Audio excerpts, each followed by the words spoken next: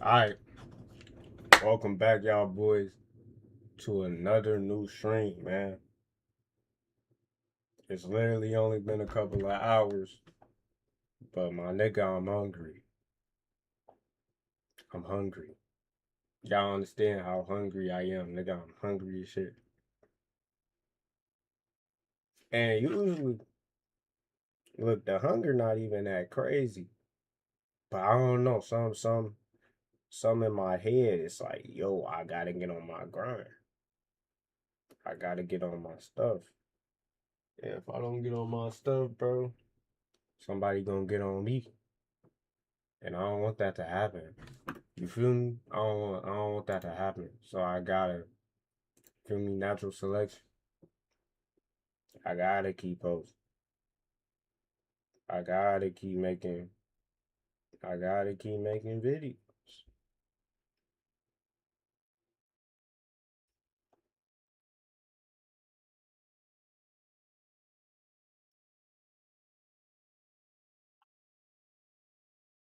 Now, bear with me, because I'm doing my Instagram shit right now.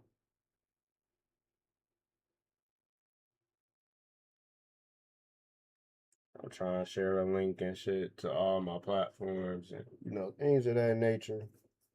Cause I'm trying to make sure niggas know we live.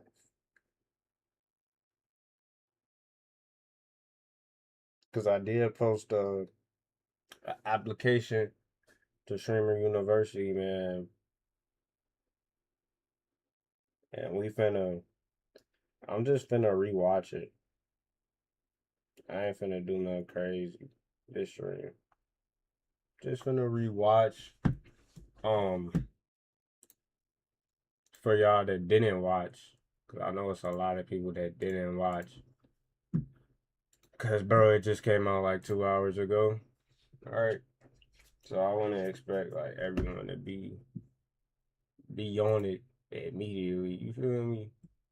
But y'all should watch that. Nah, no funny shit. Y'all should watch that. Dead ass. I'm not playing. You feel me? Hold on. Y'all should. Let me mute my stream though. But y'all should watch that for real. No funny shit. Not even trying to troll. But yeah, man, it's hard. It's not hard multi-streaming. I actually like this. Like, yo, I get to stream. I don't have to constantly post on YouTube, but I can't. But I still need to post. But YouTube know I'm still active, even when I'm not posting. So that when I do post, which I'm finna be posting in a couple of hours, low key. After we react, play a game. Yeah, cause I still gotta download some games and shit like shit of that nature. I still gotta download some games if y'all feeling for our future streaming career. Yeah, we going big with it. I hate when my dreads get in my headphones, like my head, like where I can hear it. I hate when that shit. My shit ain't that long no more, but yeah. Let me show y'all what I'm talking about, bro. I think I really messed with this because I was watching this like twice before I got on stream. But yeah, I'm a help y'all see it too. For y'all that didn't see it yet, which weird because I share all my links everywhere. So yeah. Casanet, I heard you starting up that new streamer. Y'all want to know why the picture is cropped like this? First of all, while I was editing it for my thumbnail, and I had cropped the original picture, I guess it had replaced the original picture, and DaVinci, which is the app I edit on, they had like cut it off too. So that's what happened. You don't know me at all, and listen, that's okay because you're gonna get to know me. My name is zenzfi. I may not be the most consistent. Y'all can't tell me I don't look good right there. My name is zenzfi. I may not be the most consistent on YouTube, but I am the most consistent on TikTok. Listen, Kai, I think you personally should let me show you that I can be a great content creator for your program. And here is why. See, look, Kai, I've been in content creation since I was a young. Yeah, just my. That was that? Yeah, that was my first stream. This right here was in 2017. This was my first ever stream. First time going live on a live stream. So hello everyone. Yeah, welcome Youngin was legit, man, on YouTube, man. back. Not to another new video, but welcome back to another new live stream.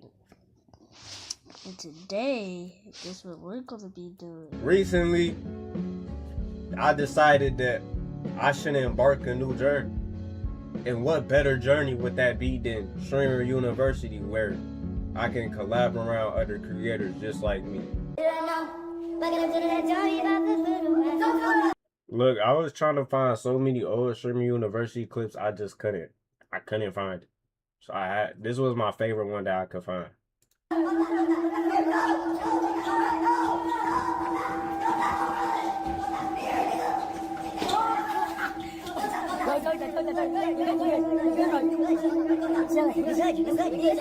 One thing I can bring to your Streamer University is soccer creation content creation. I'm very diverse in soccer. I mean, my boy, I'm literally Brazilian.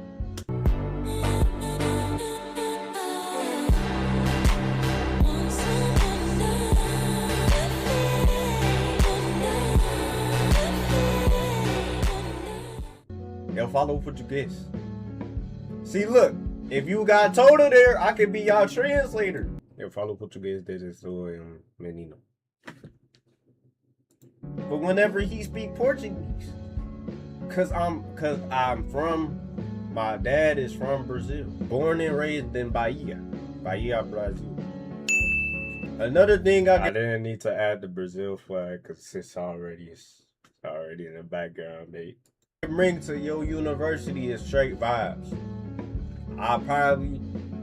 You ask people that know me in real life, Kai, genuinely, I can bring in something very special for your unit.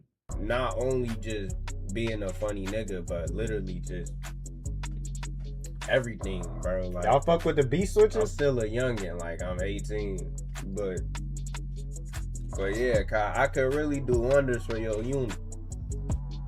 One thing I will say though, I'm a very great adapter, very quick.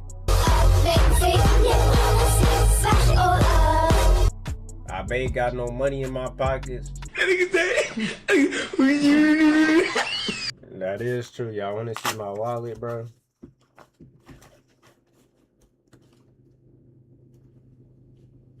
Ain't no money in that motherfucker. Except for some $1 bills, gang.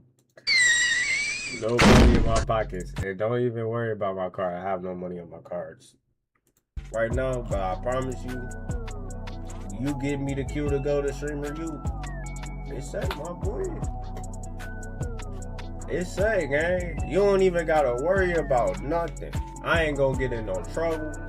Listen, with me, you see, I'm very mature. You could ask people my age, I'm very mature. You could ask people that. I was struggling on what to say right here because I was trying to figure out how I'm gonna edit it. But I was basically trying to say you could ask people in my age group that know me. I'm very mature. Know me in real life, I'm very mature. You could ask my mother. You could ask my sister. My brother, my grandpa. Pretty much ask anyone, gang. Very mature person. Like anyone. Like, man, I'm just that guy. GPA of 4.2 and I'm an honor roll student. Not to flex or nothing, but that's just like real shit. I'm gonna be honest, man. I know you may not see this because I got so little subscribers and such a little fan base. YouTube does not like pushing out my content. By the way, I don't even be realizing that this is 5 hours to go. But yeah, 24 views in 5 hours. YouTube does not push out my shit. And most people that know of my content, they only know of my content because they know me personally and they don't actually really support it. So the videos that get posted, they don't get hyped. If y'all know what that means, hyped is where the algorithm helps push out your video. Plenty of people that watch my videos do not hype my videos. So I have to go on my alt account and hype up my own videos. Yeah, it's like, it's weird. It's a weird phenomenon. I don't know why people watch my videos knowing I'm a little subscriber, knowing I'm a little YouTuber, and then proceed not to hype up my videos. I need that. I need the help. You know what I'm saying? That's why I don't think Kai gonna see this. But if he do, I'm gonna clip it though. You know, things of that nature. But I really think if you give me the opportunity, I ain't gonna fumble. I ain't gonna play around like some of these streamers did last year. Can we name 10 streamers?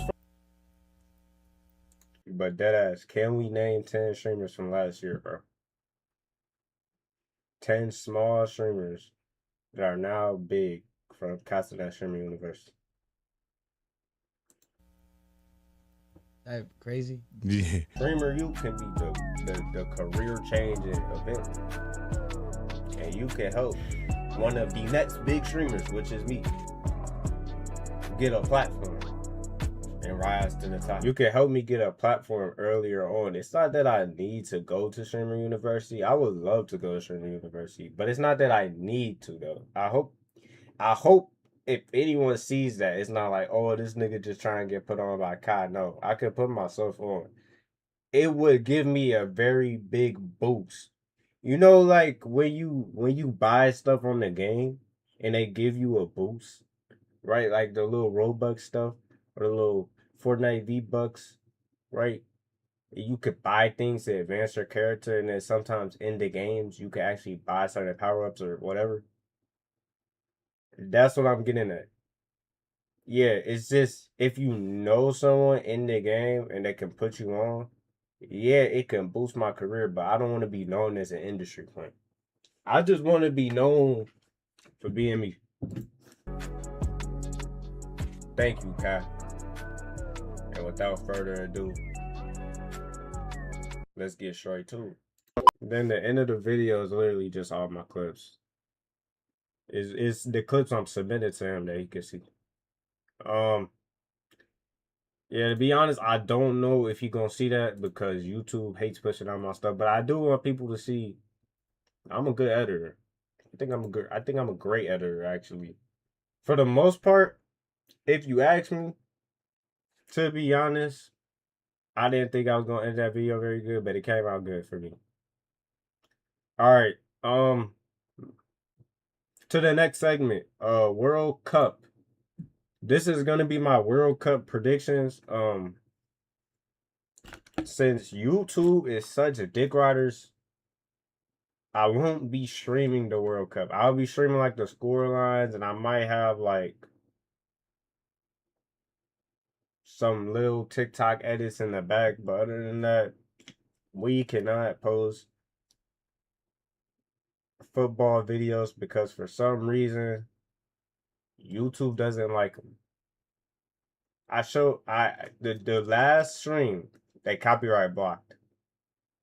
If y'all ask me why I don't stream on YouTube no more, it's because they copyright block. They copyright block everything.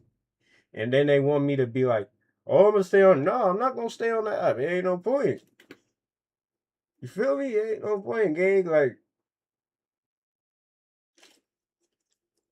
they copyright block my reactions, but then I see a nigga reacting to a 45-minute video of El Clasico, but I can't do nothing about it. That's weird, YouTube, and that's why I don't stream on y'all platform. Y'all just take it down or demonetize it. Y'all do either one, and it's crazy. You feel me? Hey, chat, don't get upset by that, but most of my football streams is purely gonna be on Twitch, like for watching games and stuff like that. And I seem to be watching for the games on Twitch, low key, because that's also, I don't think it. Well, I haven't got it took down to TOS, but that is a big thing. I can only react to it in a video, and it had to be heavily edited, straight up. All right, but let's do our group stage. So who do I think is gonna come out in Group A? I think Mexico first, South Korea second, South Africa third, and Czech Republic fourth. Who do I think is gonna come out in Group C? 1, 2, 3, 4. And that's no offense to my Haitians. Shout out my Haitians, man. Y'all don't watch my content, but I am posting this on YouTube. These things. This is what I think is gonna happen. And then who is gonna top this group? Low key, Switzerland. I got Bosnia. They beat Italy. Controversial, but I got Bosnia second. Canada third. Qatar fourth. USA is not topping this group. Turkey is topping this group. Yeah, I got USA second, Paraguay third, Australia fourth. Might be controversial as well. Germany is topping this group. Ivory Coast is second because they beat France the other day. I can't show it to y'all because YouTube gonna get on my dick, right? They're gonna copyright block the stream. That's what they do. Then I'm go Ecuador third and We'll go cookout fourth. All right, Group F is literally crazy, bro. But I'm gonna go Netherlands first, Japan second. Not because I watched Blue Lock, but because I genuinely think Japan, even though they don't have Mitoma or do they have Kubo? It's another injured guy. I forgot his name, but he's very good. I still think they'll get second. It's not like they're gonna get first. Sweden third, Tunisia fourth. No offense to Sweden. Sweden is good, but I don't think they're better than Netherlands. They could go head to head with Japan for sure. I think. That's just what I think. Like I said, we reacting to all the games on Twitch, scoreboards on YouTube because or after the fact on YouTube because YouTube be on dick. Straight up, they be on dick. I'm sorry, y'all. They like I can't do it. I'm not gonna get copyright blocked on every stream because then I have no. You feel me? They gonna think I'm inactive on YouTube. All right, Belgium topping the group for sure. I got it's a weird group. I got Egypt second. Lose. I don't know, bro. All I know is these two not qualifying, bro. New Zealand, Iran. I think Iran third and New Zealand fourth. Okay. Spain easily topping. Spain is one of the strongest teams in this tournament. I got Uruguay second. I got Saudi did good last World Cup. I don't know. I got Saudi third. No offense to Cape Verde. Y'all got some baddies too. And y'all just a great nation in general. We're very diverse. But I think y'all gonna go fourth. I already did, yeah. Brazil's topping the group. Morocco, maybe. Okay, France topping the group. They're one of the scariest teams in the tournament. I think Norway could be second. But then again, Senegal, they have a very strong defensive side. For what I've seen for the players the squad that they have some strong defense players. So I don't know. Yeah, I think I'm just doing it 1, 2, 3, 4. I'm not. I'm really thinking. I think Senegal controversial. I think Senegal second. Crazy. Norway third. Iraq fourth. Even though Iraq dropped to Spain, I just don't think that was luck. Okay. Argentina first. Argentina is still a strong team. I got Algeria second. Austria third. Yeah, that's like literally in order. Okay. Portugal number one. Colombia number two. And Portugal have a strong squad depth this year. So this not even controversial. Portugal are one of my favorites because obviously Ronaldo, like Ronaldo's one of my favorite players of all time. Second greatest player. I do want to see him lift that World Cup, but I do want to see Neymar lift the World Cup. I don't know, but they definitely are a contender. I think DR Congo is third. Uzbekistan, no offense to Kuzanov. He's literally just Kuzanov and friends, gang. England first, even though England have a history of Croatia second, Ghana third, Panama fourth.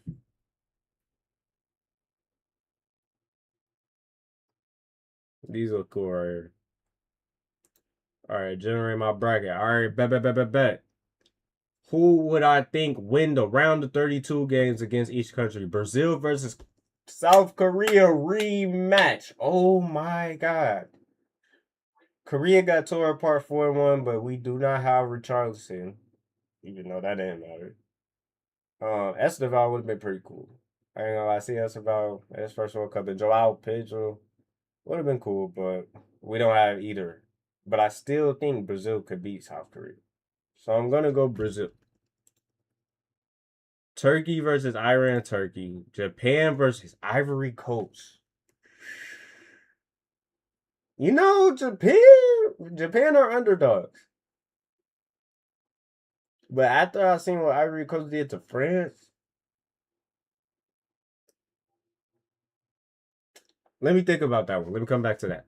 Germany versus Austria, Germany. Netherlands versus the USA. Who do I think is gonna win? That's a tough one. That's low-key tough. I'm lying. Netherlands. Yeah, it's tough, but USA ain't making it that far. Mexico versus Ecuador, Mexico. Viva Mexico. Morocco versus Bosnia, Morocco. Come on. Sweden versus Switzerland. I think Sweden might have the edge on that one. And then I'm gonna come back to this game. Belgium versus Norway. Belgium not that strong no more. But Norway never has been strong. Controversial. I'm gonna go. There's no offense to you, Erling Haaland. I love you. I love you, bro. If you ever see this, love you, Erling Haaland. But I gotta go Belgium, man. Uruguay versus Senegal. Again, no offense, Valverde.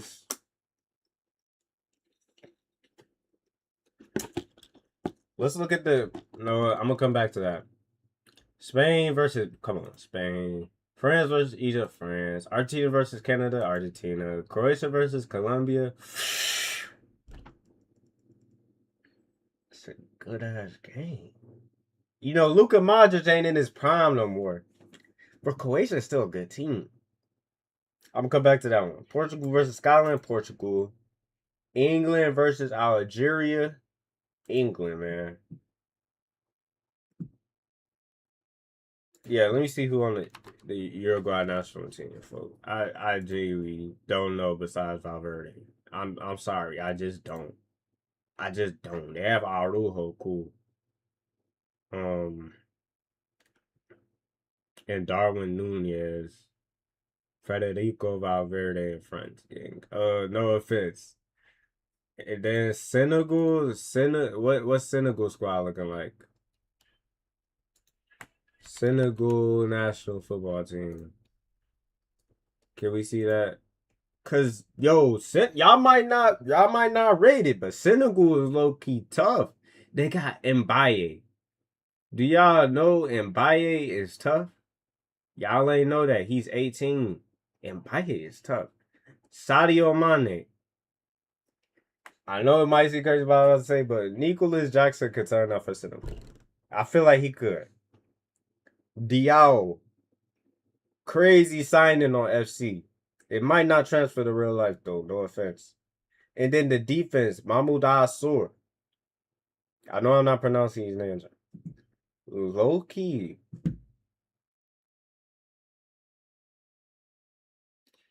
I'm gonna have to give it controversially. Because I just think they can do it. Senegal. That's controversial. That's controversial. I think Senegal can do it. I'm actually gonna give this one. Damn. Because I'm trying to picture the game in my head. I think I'm gonna low key give it to. I'm thinking out of James Rodriguez's goal in 2014. I'm thinking James still that guy. He's not. And then like Luka Modric, I'm still thinking, yo, I think I'm gonna give it to Croatia. Croatia always turn. Why'd you do that? It's nice. But Croatia always turns up in the World Cup for some reason. I don't know. I think I'm gonna give it to yeah. And then, bro, let me look at Japan's squad and compare it to. Okay, Zion Suzuki is turning up for Parma. Not forget that. Even though Mitome ain't on this squad,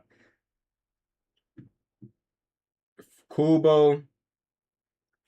Okay. Tanaka is a great midfielder. Plays for Leeds United. Great FC signing. Never seen him play.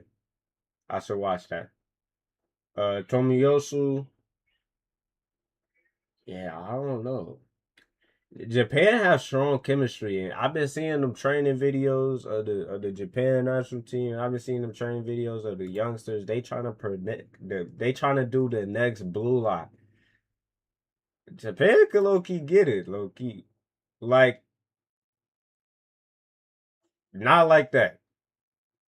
I'm talking about football. I don't even know why I thought of that. But yo, I'm pretty sure they don't fucking play people in Japan. Uh Ivory Coast. I mean, I seen them play the other day, bro. Diomande, great defender. Nicholas Pepe, the one that did the I'm pretty sure he date what's her name?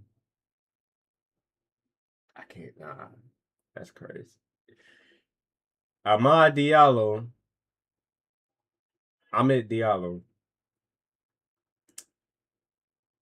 I'm still mad they left Manu out the Manu out the English national team though. Like that's criminal. Go ahead let do it right back. Literally doesn't do it his brother. Low key.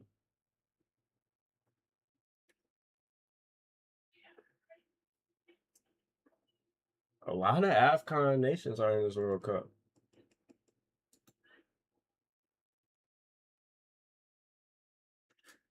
But when it comes to World Cups, Japan and national, bro, they've been on a crazy run. I think I'm gonna give it to Japan because they beat England.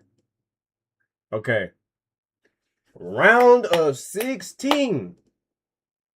Mexico versus Morocco. I love my Mexicans.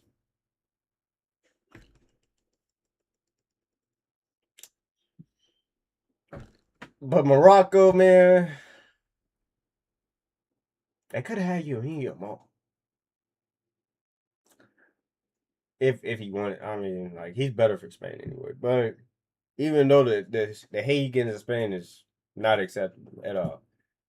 But yeah, Mexico versus Morocco. Mexico turned up in World Cups, but Morocco beat Portugal last World Cup, and their U20 U17 team crazy for the Youth World Cup.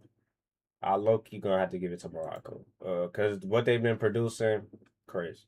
Sweden versus Brazil. This is no bias, but I just think Brazil can beat Sweden. I just think Brazil can do a lot of things. They have Rafinha, Vinny Jr. injured, bro, many more. Neymar. Do we have to get into everybody? Let's look at because we reacted to the seleção. Um, we reacted to the seleção this year. If y'all wanted to know, right?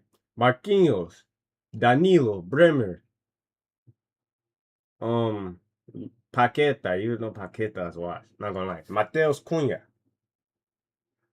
Gab Martinelli. I mean, it's Martinelli. Even though we should have called up Joao Pedro and put him on the wing. Ryan, Ryan. How you want to pronounce it? We have Allison Becker. We have one of the best goalkeepers. Ederson, great goalkeeper. I just think, yeah, we're gonna make it farther than fucking Sweden, bro. Come on. Turkey versus Japan. I'm gonna have to give this one to Arda. Arda yield is and because Turkey is stacked. They might pull a 2002 and make it to the semis. Look at their squad. If y'all think I'm lying,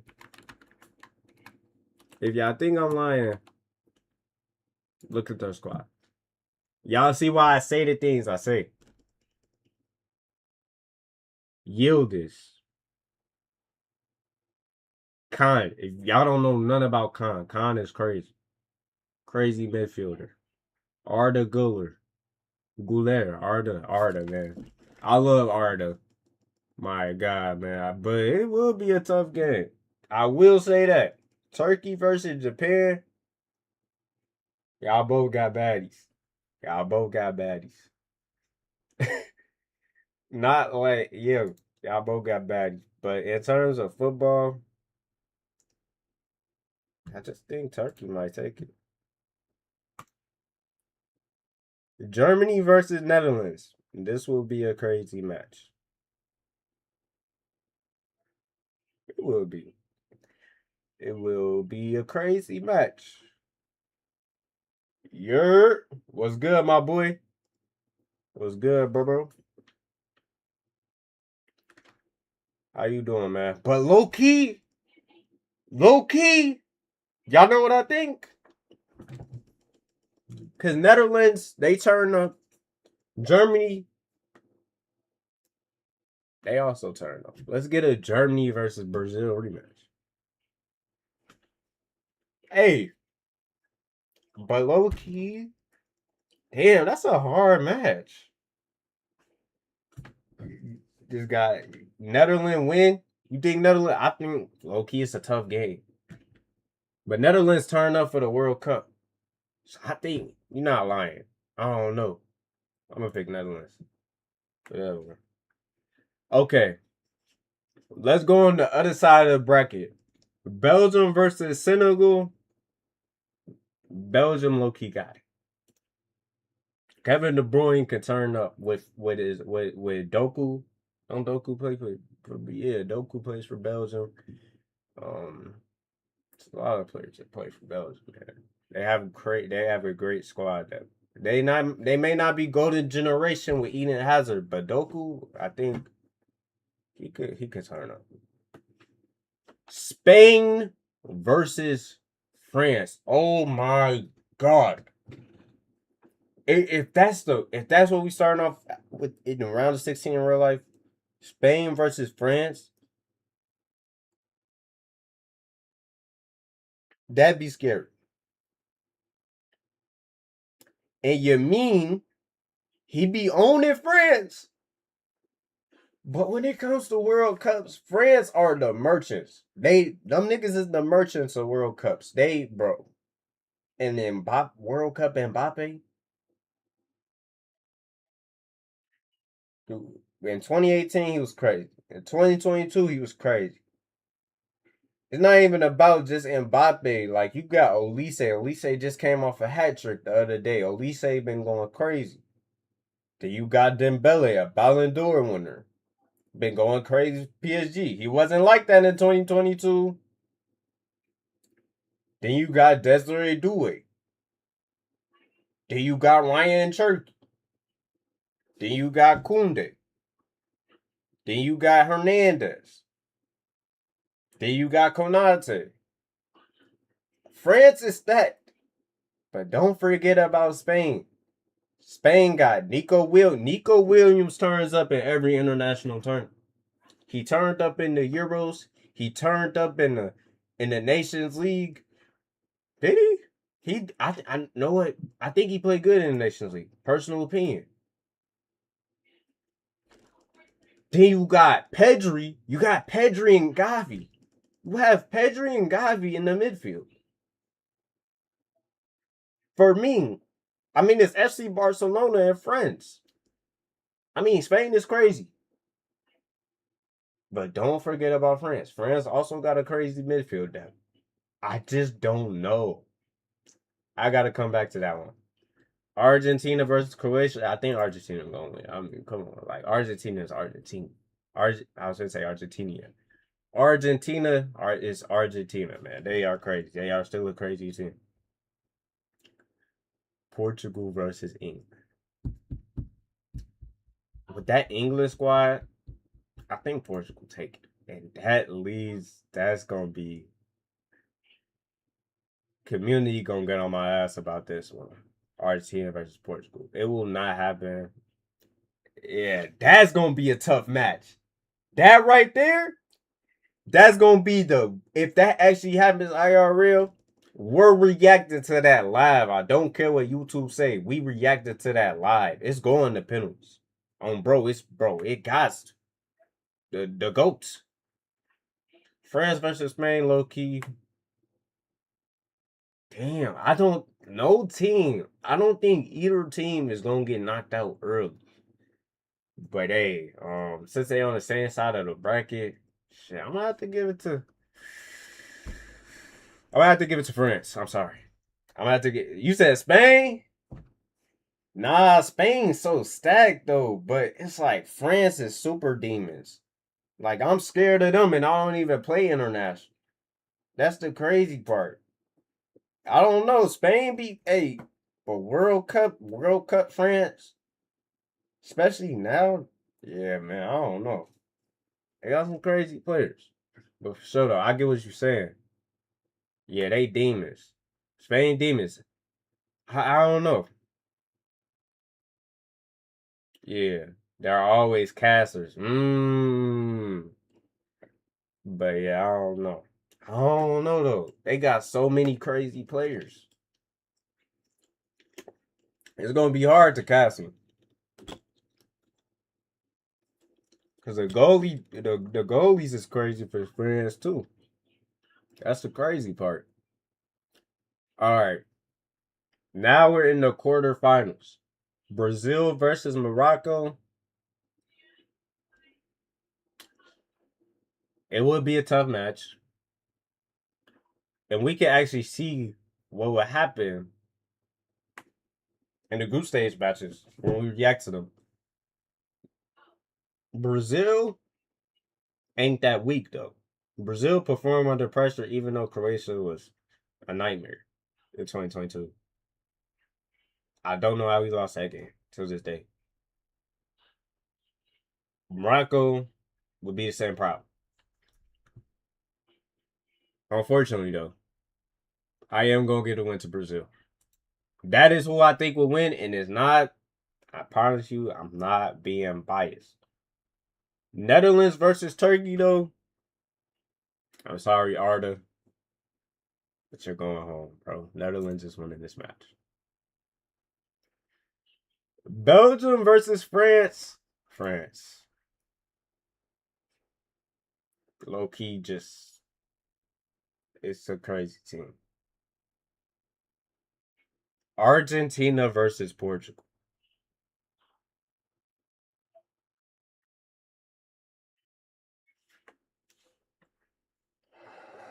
Oh my god. No, last World Cup, I would have just picked Argentina because Portugal, they didn't play for Ronaldo, but they really do play for Ronaldo. And I'm not saying like Ronaldo's crazy. No, no, no, no. The attack is there. The midfield is there. You got three of the best midfielders in the world on Portugal. Bruno Fernandes for Manchester United. Crazy. Just broke the assist record. Vitinha just came off a repeat of the UCL. João Neves came off a repeat of the UCL. There's more midfielders to talk about. Like the one kid from Mora. The one kid from FC Porto. Crazy. He would be crazy as a midfielder. Crazy guy. Insane.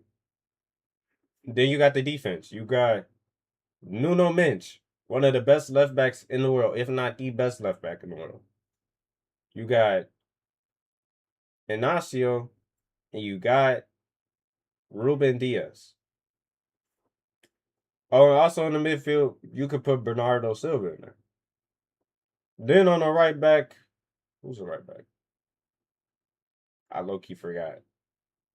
Let me look at Portugal. Let me look at Portugal national Portugal FC. Let me look at them. Yeah, they just beat Nigeria 2-1 today.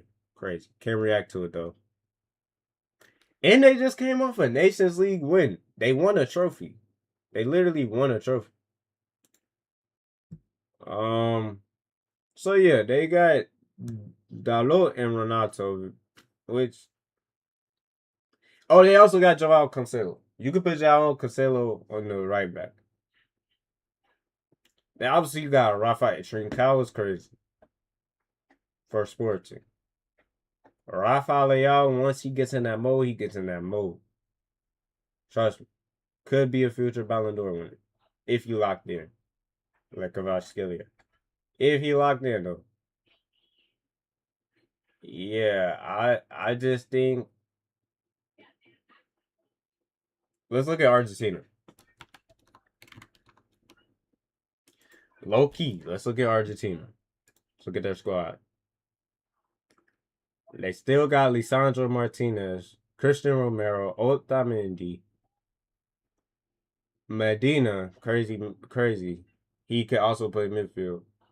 McAllister, um, Rodrigo de Paul, Lautaro Martinez, Nico Paz. Nico has been crazy for Como. Yo, you're banned. I don't know.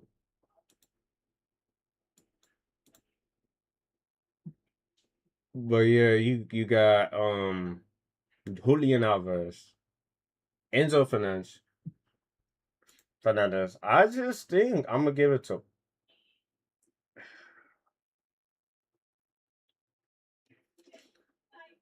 Messi. You got Messi, yeah. You got Ronaldo, yeah. I'm a big Messi fan. I'm also a Cristiano fan.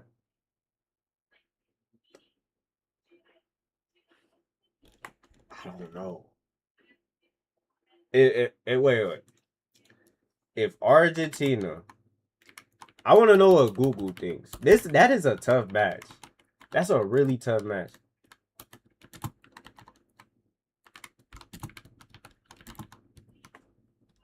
Who does Google think will win? Argentina would be a favorite. This is mm. Cause bro, nah, explain. Cause that is a tough match. That is a really engaging match too. Like it's tough, but that's a really engaging match. Last time they will always keep the lead. Yeah, 2022. But bro, Portugal is so different now. That's such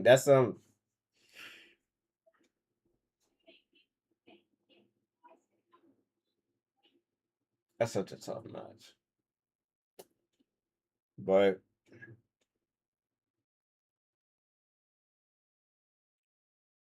yeah, Argentina do have a way. Yeah, they do have a way.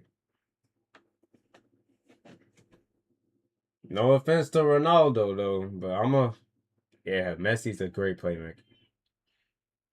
Yeah. But don't you think Argentina would be scared of Ronaldo, no? Ronaldo is still crazy. And the defense, yo, I think low key Argentina gonna top it. That may be crazy, but yeah. That's what I'm gonna go with right now. Throughout the tournament, I'm gonna keep repredicting. Yeah, but it's definitely gonna go to pens. It's definitely gonna go to pens. It's definitely one of the matches. It's definitely gonna go to pens. That's such a tough match. Brazil versus Netherlands. I'm gonna be biased, bro. That it might be biased, but it's not the same Brazil team though. It is not the same Brazil team at all. But they can play for Neymar. They can play for Neymar. That's what it's like. Neymar may not be the same player, but then you look at Netherlands. Let's look at Netherlands squad, right? Because we just think, oh yeah. Because Neymar, hey, he gonna get injured. That's for sure happening. He gonna get injured, bro. U.S. pitches suck. He's gonna get injured, no doubt about it. Let's see. Yeah, I mean, first of all, Virgil van Dijk, Ake, Hato, Dumfries, Van de Ven. Crazy defense. Netherlands could hold Argentina. They could definitely hold Brazil. They got Somerville, which I ain't heard of in a while, but he used to turn up for Leeds. I don't know what happened to my guy. But they got Broby, which is a decent striker for the club he plays for. Noah Lang, great for Napoli. Memphis Depay, who plays in Brazil League. And then you got Gakpo, not great. Not gonna lie, sorry. Frankie De Jong and Reinders and Gravenberch. That's got to go to the Netherlands. And that's no offense to my nation, even though I want y'all to win, even though I want Brazil to win, I think they would get knocked out by Germany. I think Germany would eliminate the Netherlands. And that's not even on no crazy shit. But realistically, I'm going off predictions. Netherlands have a crazy defense. We can look at Germany's squad though, but I don't think Germany would get knocked out that easily. Because Germany is crazy. Germany is a great team. They got Rudiger, Jonathan Tah, Nico Schlotterbeck, Pavlovic, Kimmich, Jamal Musiala, Florian Wirtz. Florian Wirtz turns up for his national team. Kai Havertz, Leroy Sané, Nick Woltemade, great for Newcastle United. No pun intended. And then, but Neuer, we can't forget about goalkeepers. You said call you real quick. All right, bet, bro, bet. I got you. I got you real quick. But nah, it's like I don't know who would win. I honestly don't. That would be crazy.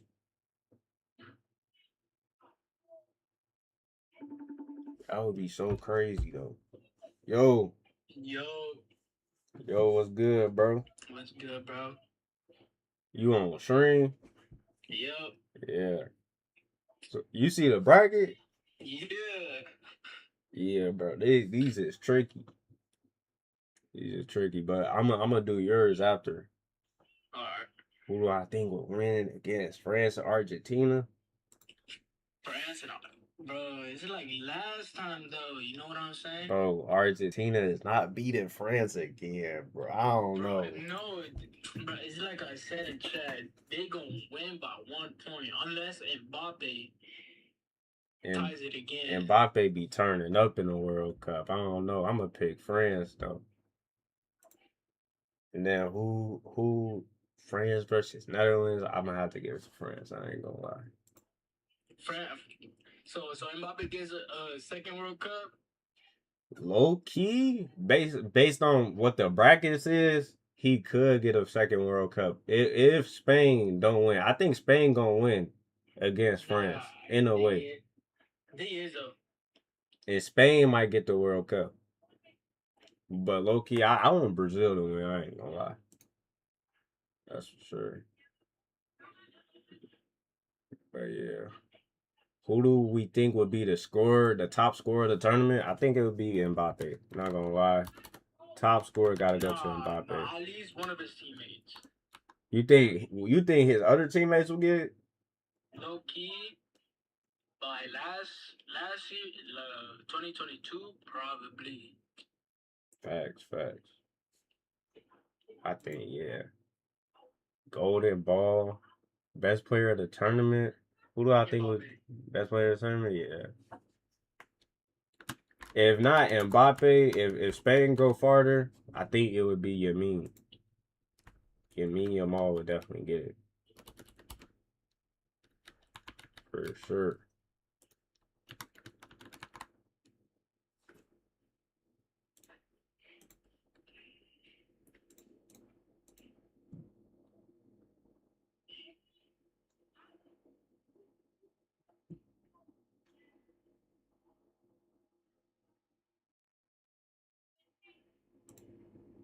They just gave me 10% off every World Cup shirt.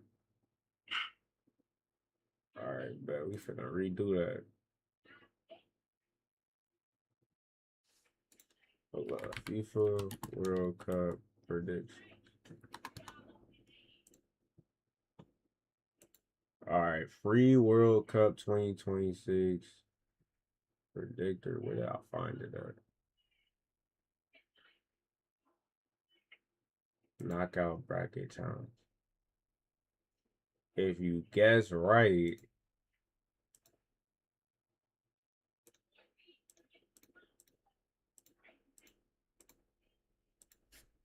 you can get up to 10K.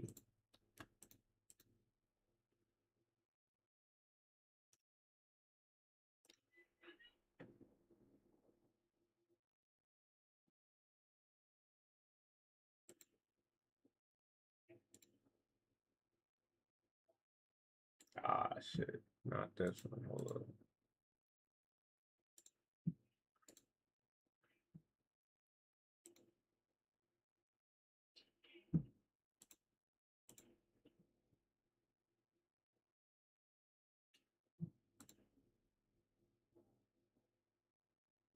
Wait, which one was I just on?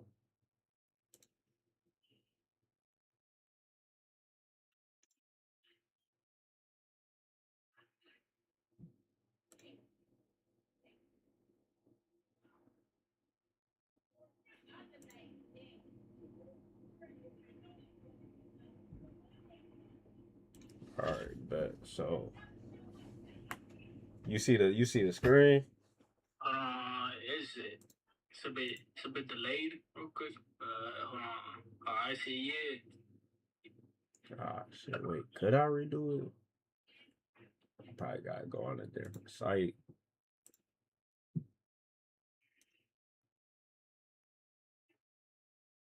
They talk about create a bracket. Oh shit. Okay, bet. You see it? Yeah. All right. Who do you think is gonna top every group? Group A, Hmm? just by looking at it,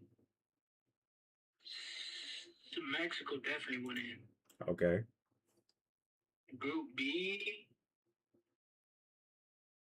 low key, it's gonna be tough. for I sure. mean, Canada, Switzerland, and Qatar, they got some players on them, you know. Yeah. But low key, it's gonna be up to Switzerland and Qatar. It's all right. So you think Switzerland gonna take it? Yeah, And then Group C Brazil, or Morocco? low key, it's gonna be Brazil against Scotland. Still against Scotland. Definitely Brazil's winning. Yeah. Unless something happens. But I'm gonna keep it Brazil. All right, and then Group D. USA, Australia, where does that say? Paraguay, Yeah, and Turkey. Paraguay, Turkey. Low key, them Paraguay motherfuckers be on that. I ain't gonna lie. You think they gonna get first? They gonna get second. They gonna get second. Actually, yeah, they gonna get first. They gonna get first. All right. And then who Group E? Oh yeah, most definitely Germany. Actually, ooh, Ecuador though. Nah, Germany. Germany. All right. Netherlands, Japan, Sweden. Low key. Netherlands. Netherlands. All right. Belgium. What does that say? Iran, Egypt. New Zealand. Low key is gonna be tough. Belgium and New Zealand is gonna be. But Belgium has a good team, but last year they was doing so ass. Not last year, 2022. They was doing so ass. Yeah. New Zealand was doing better. Low key, New Zealand. New Zealand. All right. Spain, Hungary, Saudi Arabia. Who you got for that one? Low key, Spain. There's no way. Spain. Yeah. And then group group I, let's go France. France. All right, bet. Argentina, Algeria, and Jordan. Low key? I don't know. It's because of Jordan, though. You think Jordan messing with Argentina? Yeah, bro. They fast. They fast. But they don't got them movements. You know what I'm saying? They got Yeah, power. They got speed. They got the movement though. yeah. Let's go Argentina. All right, and then Group K, Ooh, wait. Colombia? Nah, Portugal for sure. and then Group L. Low key, England is gonna be last. I already know. England last. Yes, bro. Panama last time, bro. They was doing better. They was doing better than England. Didn't they get knocked out early? Yeah, England got knocked out in like the quarterfinals. But Panama though, They didn't get far. I don't even think they qualified. Wait, let Ghana me check. lost to my country. So let low key. Let's take it. Let's take it England. You said England first? Yeah. Yeah, they ain't even qualified last World Cup. So England first. All right, who's second? Who gonna be second in your groups? Second.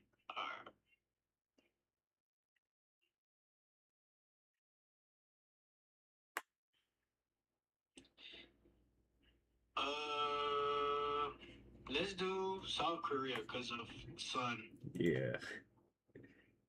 and then Group B is gonna be Qatar. Okay. Group C is gonna be Scotland, though. Nah, Scotland, I'm gonna take. I'm gonna take Morocco. I'm gonna take Morocco. Morocco. All right, Yeah. and then USA, Australia, and Turkey. hey, Turkey be going crazy, but I No, don't I was know. about to say Turkey be going crazy. Let's. It's between USA and Turkey. Who do you think? Who do you think, Ken? Who do you think? Low key, Turkey might have it. Let me go with your decision. Let's go Turkey. All right. Group B, yeah, there's no decision. This Ecuador. Ecuador. Okay, okay.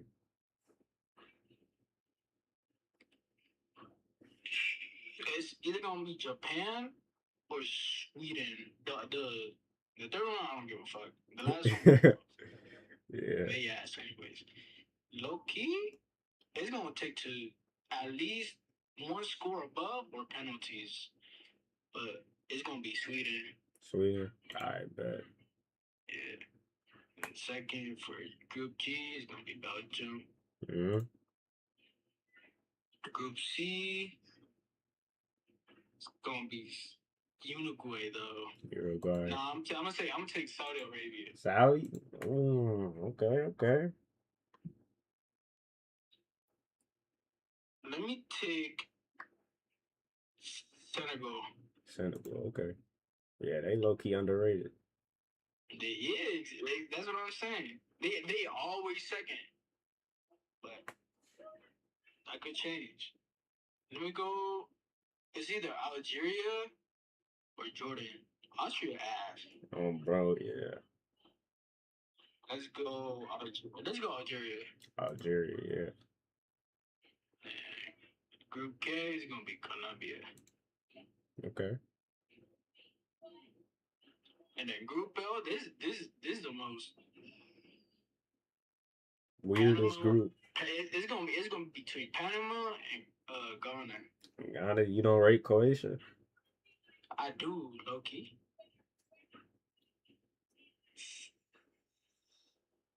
Ah, fuck. Yeah, but Ghana got some crazy defense. They do. They do. Yeah. Let's take on it. Let's take on it. I bet. All right, who gonna be third? Third. Let's see. Let's see. Oh yeah, South Africa definitely third. Okay. Group A. Canada for Group B. Okay. You gonna be mad at this, but Haiti gonna be third, Third. No, I'm not mad at that. and then you gonna hate me for this. Australia going third. I can see that low key. I can see USA going out in the groups. Then Morocco Cool, cool. and Japan going third. Okay. Iran and Egypt. They be enemies for sure. Bro. But they like on the same level. I know. It's probably gonna be 0-0 to penalties. I ain't gonna lie. Yeah, so So it's probably, but the one on top, I definitely go Iran. Iran, alright. Ooh.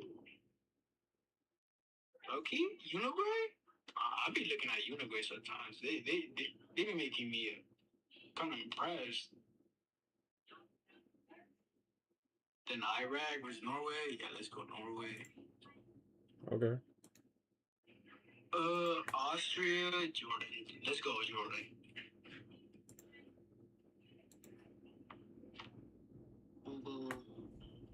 Low key.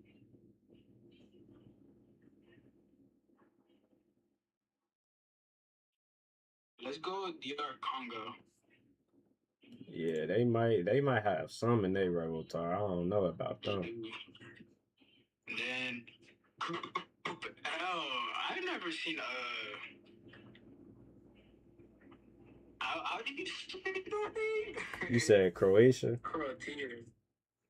Yeah, low key Croatia. It was not doing that bad though. Yeah. But Panama was doing better. But that knockout, yeah, let's go Panama. Alright. And then all these gonna be fourth, right? Yeah. Alright, bet.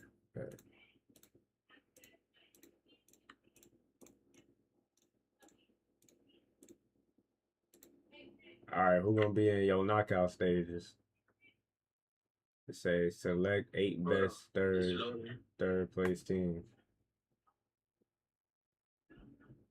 Oh, it's loading. It's delayed. You see it? It's the later pick. Knockout. Yeah. So it's going. You gotta select 8. 8. Yeah, 8 best third place teams.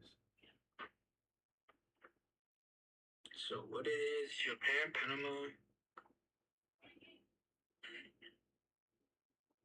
So South America, South Africa definitely be on there. Okay. Canada, Japan, and Panama. Okay. You said Canada, then Japan, then Panama, Yeah. and then who else? I could see Uruguay making third. Okay. Then Haiti making fourth. Okay. Norway making fifth. Okay. DR Congo making sixth. Australia making seventh. Nah, you could only pick 8. Oh, 8. Yeah, now it's around the 32. You see me scrolling down. All right, who you think gonna win each match? Shit. South Korea got Sun. I ain't gonna lie. Yeah. Yeah, let's go South Korea. Okay. And Germany winning for sure. For sure, yeah. Oh, Netherlands and Morocco. Like you said in the bracket that you put, it's gonna be a tough match. Oh, bro. But They both strong. they both strong, but some got weaknesses. Yeah. I would say who you went for? Low key Netherlands, bro, because Netherlands got crazy defense. Low key, yeah, let's go Netherlands. And then Brazil versus Sweden. Yeah, Sweden got no chance. France versus Japan. Japan. Damn. Yeah, let's go France. That's abuse. Ecuador versus now that would be a good match. Ecuador versus Yeah, Senegal. that actually be a good match. Senegal and Ecuador. That's for all the Ecuadorians. They close to me where I was born. Yeah, Let's go. Let's go Ecuador. Ecuador. Okay. Mexico versus Uruguay. Ooh, nah, man. Mexico winning. Yeah, Then DR Congo. they don't even stand a Low chance, key. bro. You said oh Low key. You gonna think I'm tripping. Let's that's go DR Congo. DR Congo. Damn. All right. My shit tripping. Paraguay versus Let's Canada. go. Paraguay. Yeah, Okay. let's go Paraguay. Yeah. And then And New Zealand, South Africa, Ghana versus Colombia. Let's do Ghana. Ghana. And then what about South Africa versus New Zealand? Uh, I said South Africa. South Africa. All right. Spain versus Algeria. Spain. And then Switzerland versus Norway. Let's do Norway. Low key. And then Argentina versus Saudi Arabia. Now, last World Cup, Saudi Arabia actually won against Argentina, which is crazy, but Argentina is crazy. Argentina is crazy in Low 2026. key. Yeah, let's go Argentina. And then Portugal versus, damn, Portugal versus Panama. Bro, it's like saying, bro, it's like saying a human versus a nuclear bomb. Damn, yeah. Let's go Portugal again. And then Turkey versus Belgium. Ooh, that'd be an interesting match. But low key, Belgium winning. I could see Turkey one score away. Yeah, like they'll try to top it, but Belgium just Yeah. get back in there. France versus Germany. Damn, that's a crazy. I ain't gonna lie, that would be a crazy match. Low key, I'm gonna be biased. I'm gonna pick Germany. You gonna pick Germany? Yes. Alright, man. South Korea versus Netherlands. South Korea. South Korea? Okay. Yes. Okay. You gonna think I'm actually wait. I actually gotta think that through. Versus Netherlands. I mean, South Korea is they do got some crazy underdog moments though. They could pull something. It's not like they not strong, but it would just be crazy. It would be interesting. Low key. Yeah, let's go South Korea. South Korea, alright. Brazil versus Ecuador. Hey, they France. They country France, but In terms of football, like yeah. I think Brazil would obliterate Ecuador. Yeah, let's go Brazil. And then Mexico versus DR. You like I said again, you gonna think You think DR Congo gonna win? I'm gonna go with DR Congo. Damn, they are underdogs. That's crazy. Ghana versus Spain. Spain. Yeah. Paraguay versus South Africa. Low key. Paraguay has been keeping up. Yeah. Let's go South Africa. South Africa, okay. Argentina versus Belgium. you don't gotta ask me that. You know who I'm picking. Argentina. Alright, and then Norway versus Portugal. You know who I'm picking as well. Portugal? Yeah. Damn, we get the matchup again. Alright, so it's inevitable. Argentina and Portugal. Okay. Germany versus South Korea.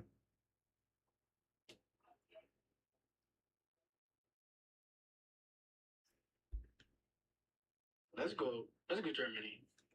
All right, Germany. All right, but yeah. And then Spain Spain versus versus. South Africa. I could see your mom struggling. You can see Jamal struggling against South Africa. Yes. Damn. Because he's bro.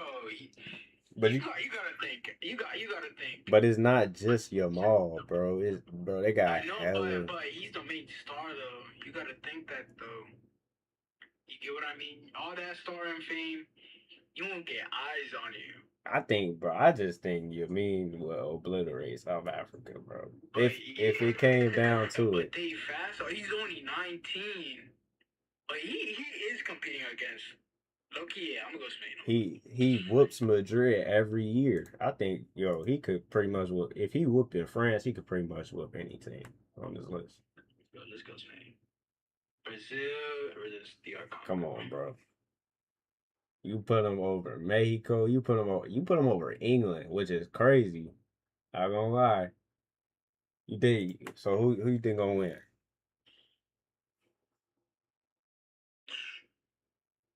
I'm not gonna lie, gang. bro? Bro,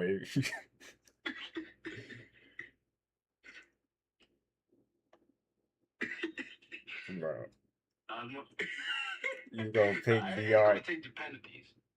You think it's gonna go to, bro? No way. You think it's gonna? Yes, That has to it's be gonna be satire. 1-1. Or at least 2-2.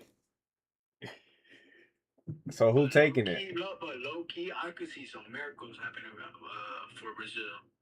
For sure. So I'm gonna go Brazil. And then you gotta really think this one through. Oh. Argentina versus Portugal, bro. This is the debate that you were talking about. Yeah. I was helping you out, but I gotta help myself out too. Yeah.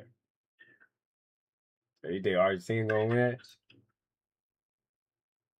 Yeah. I gotta think. You say you gotta think. Yes, I actually gotta think. Cause that's a tough match, man. That is, but you gotta know though. Because Ronaldo don't like to fold. Ronaldo never folds under pressure, but neither does Messi. Unless it's Messi. Unless, yeah, that's true. Because he has lost the final against Messi. No, like several times though. Several times. But Messi also has lost finals to Ronaldo. So they both lost finals to each other, but it's like Messi has more head-to-head wins. And Argentina is known for being stronger than Portugal, but Portugal been crazy. As of recent years, like 2025, they won a trophy against Spain. So they won against Spain. They won against Yami. Yeah. So that is a tough one though. It's gonna be a tie game, but last minute goal it's gonna be Argentina. Argentina, yeah, I can see that. Cause Argentina want to get us France, so hey, they France, yeah, both stack. All right, it's gonna be okay. Here's my score for Argentina Portugal. First 50 minutes, 60 minutes, first hour, first 30 minutes. It's gonna be below less than 30 minutes. Okay. Someone's definitely from Argentina is definitely gonna score with a header. Okay. With the header. Then Portugal, Ronaldo's definitely scoring. Yeah. Then these two goals are gonna be from Messi. And then that's it. That's game. No. Oh, that's not it. That's not it. It's gonna be 3-2. And then one of Ronaldo's teammates is definitely gonna score. But that's gonna be like 90. And then it's gonna go to extra time. And then it's gonna go to pins. Okay. Germany versus Spain. Okay, I could see Spain struggling with Germany. I could see that too. I could definitely see that. Cause they did in the Euros, but they still got off. They still got off on Germany. Exactly. That's what I'm trying. That's what I'm saying. But Yamil is so potential. Right, and that's when he was 16. He destroyed them at 16, and he's so crazy now. Like he's way better, and he was crazy back then. But he's way like he's the best player in the world this season. I think personally, he's the best player individually in the world this season. It's like say Yamil Yamal versus Mbappe, just like Messi and Ronaldo. Yeah, and Yamin's only 18 right now, so we got to Let's deal go. with him for 10 Let's go. years. You said Germany, Spain. Spain, and then Brazil. Oh my God, this is always a historical match. Brazil versus Argentina. I hate Argentina, bro. When it comes to this, but I could see it though. I could definitely see it. Cause look, It's gonna be like he's gonna reunite with Neymar and stuff.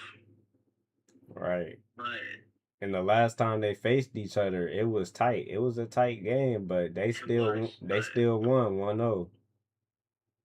But everybody talk about that Neymar performance. Don't nobody even remember who scored the goal. We just be like, yo, Neymar went crazy against Argentina that one time. Or that other time. Like, he's been crazy. okay, I could see Brazil winning. But yeah, they got Endrick. They got Vinicius. Unless Neymar stays healthy. They got Rafinha. It don't even matter, but like it do. Like we love Neymar. Like we play. Like they play for Neymar, but he gets too much he pressure gets from other people. yeah from the press, from injuries. And Messi don't get as much because he's a good playmaker. He's a good scorer. He's a good at everything. That's what I'm saying. But then again, like Brazil got a strong attack this year. They just won like 7-2, or I think it was 6-2 against Panama. It's gonna be 2-1. 2-1. Brazil winning? I can see that. And then who you got for third place in the Germany versus Argentina third place match? Alright, yeah, let's go Argentina. And then for the final, Spain. This would be interesting as hell too. I want to see this. Spain versus Brazil. I low key think Spain gonna win it, but unless no, they ain't unless anymore. because they did struggle against Brazil that one time they played. So and Brazil won that game too. So but you gotta think though that was when Yamal was young though. yeah, like that was 2024, so he was still 16. So yeah, it's gonna be a tough match. So Yamal is gonna get his first World Cup at 19. He's gonna get his first World Cup at 19, July 19th. Spain. So you got Spain for the World Cup 2026. Yeah. For sure, I could see that. I could definitely, because they is one of the favorites right now too. That's the craziest part. Like I got them as second favorites, but I definitely. But unless someone from Argentina makes it tie and wins the penalties, then we'll see Spain versus Argentina. Yeah, but that's my opinion. But Brazil definitely won it. Bro, that would be an interesting. Spain versus Argentina would be an interesting final too, because it's like Messi versus his successor. But Yamal, I think Yamal would take that. I still think Yamal would take that. Yeah, Yamal's winning. Yeah, but it'll be crazy if Messi got a back-to-back. Back-to-back World Cups, especially in this era, would be crazy. Especially since Pele died. Rest in peace. Yeah, it would be. He got a 3P. Yeah, which is unreal. I don't think that's gonna happen for a while. I don't think nobody's gonna do that for a while. But yeah, man. But Yamal definitely got potential to even get like a 3P at least. And Mbappe too. Low key, Mbappe, if he turned up, he could. No, his his performance on Real Madrid has been terrible. But you gotta think when he played for his national team, man, they be talking about World Cup and Mbappe. They do be turning up. Like he a myth or something, man. It's not even he doing horrible for Madrid. It's just that Madrid is horrible. Like they just don't like he be scoring hella goals, but them goals don't be mattering. So that's why it's like, yeah, he plays bad. I can see what you mean by that. But nah, for sure. I was gonna go DR Congo, but DR Congo is not making it past bro. They aren't even making it past England, gang. That's why I was like, DR Congo knocking out England. That's what you think? But hey, yeah, it's your but bracket, bro. you gotta think that Hispanic and Mexican mentality, because last time Canada versus Guatemala, they was all scared to get knocked off. You know what I mean? Yeah. And that white boy that missed the penalty shot to the pole. Yeah. You remember that? Yeah. He was getting. So yeah, low key. Yeah, Brazil winning. Brazil winning the whole World Cup. Yeah. Definitely do want that to happen, but bro, it's so many crazy teams they could go head to head with. Like World Cup ain't been this stacked in a minute, especially. But I think what's gonna really come down to it is adaptability, because they gonna be playing on turf, and a lot of these players they ain't played on turf. Yeah, they're not used to it. So we gonna see a lot of underdog nations. They gonna definitely come out. So I see what you mean by DR Congo, but I ain't even heard of not one DR Congo motherfucker. Cause hey, they got third place according to your bracket, and they just advanced to the quarters, which does happen sometimes though. Like I've seen it with other World Cups. Underrated team do get the quarters. Cause another team that I think could get to the quarters is definitely Mexico. Like if you decide to put Mexico over DR Congo, even though Mexico ain't been that good recently, they do somehow do something for the World Cup. I don't know what they do, but they definitely got some a pre-ritual that they do or some match trainings that they do before every World Cup, every big tournament, because they do come out on top. Is that goalie? Ochoa, yeah, Ochoa he be in every international tournament. They don't let that nigga retire at all. He done been in every international tournament since I was born, man. He's crazy. And he's still in good form. That's the craziest part about it too. Not like he asked, but I just think with the new guys, man, he would get obliterated. But yeah, man. Appreciate you for your bracket, man. Yes, sir. So I'm gonna call you. I'm gonna call you back. I'll call you back when I'm off stream. You said what? What you say? I didn't hear you. I said I'm gonna call you. I said I'm gonna call you back when I'm off stream because I gotta react to this other stuff. Yeah, I'll be reacting with you. I bet. Just type in chat, bro. Type in chat. Keep typing in chat. I will. Alright, bro. Alright, Alright, chat. That was Nelson's. That was Nelson's bracket. Low key. I could see it. I could definitely see it. I mean, realistically, this is the most realistic. This is the most realistic one compared to mine. Because mine was kind of like just going off squads, but he going off mentality and pitch and players.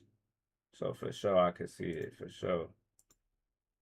But yeah, that was this one. This one was mine. This one was his. Both is good. Then I had a YouTube video. He says in the description that this is satire. So I don't know if he being serious about this one, but damn, my nigga, he got hella audio tracks.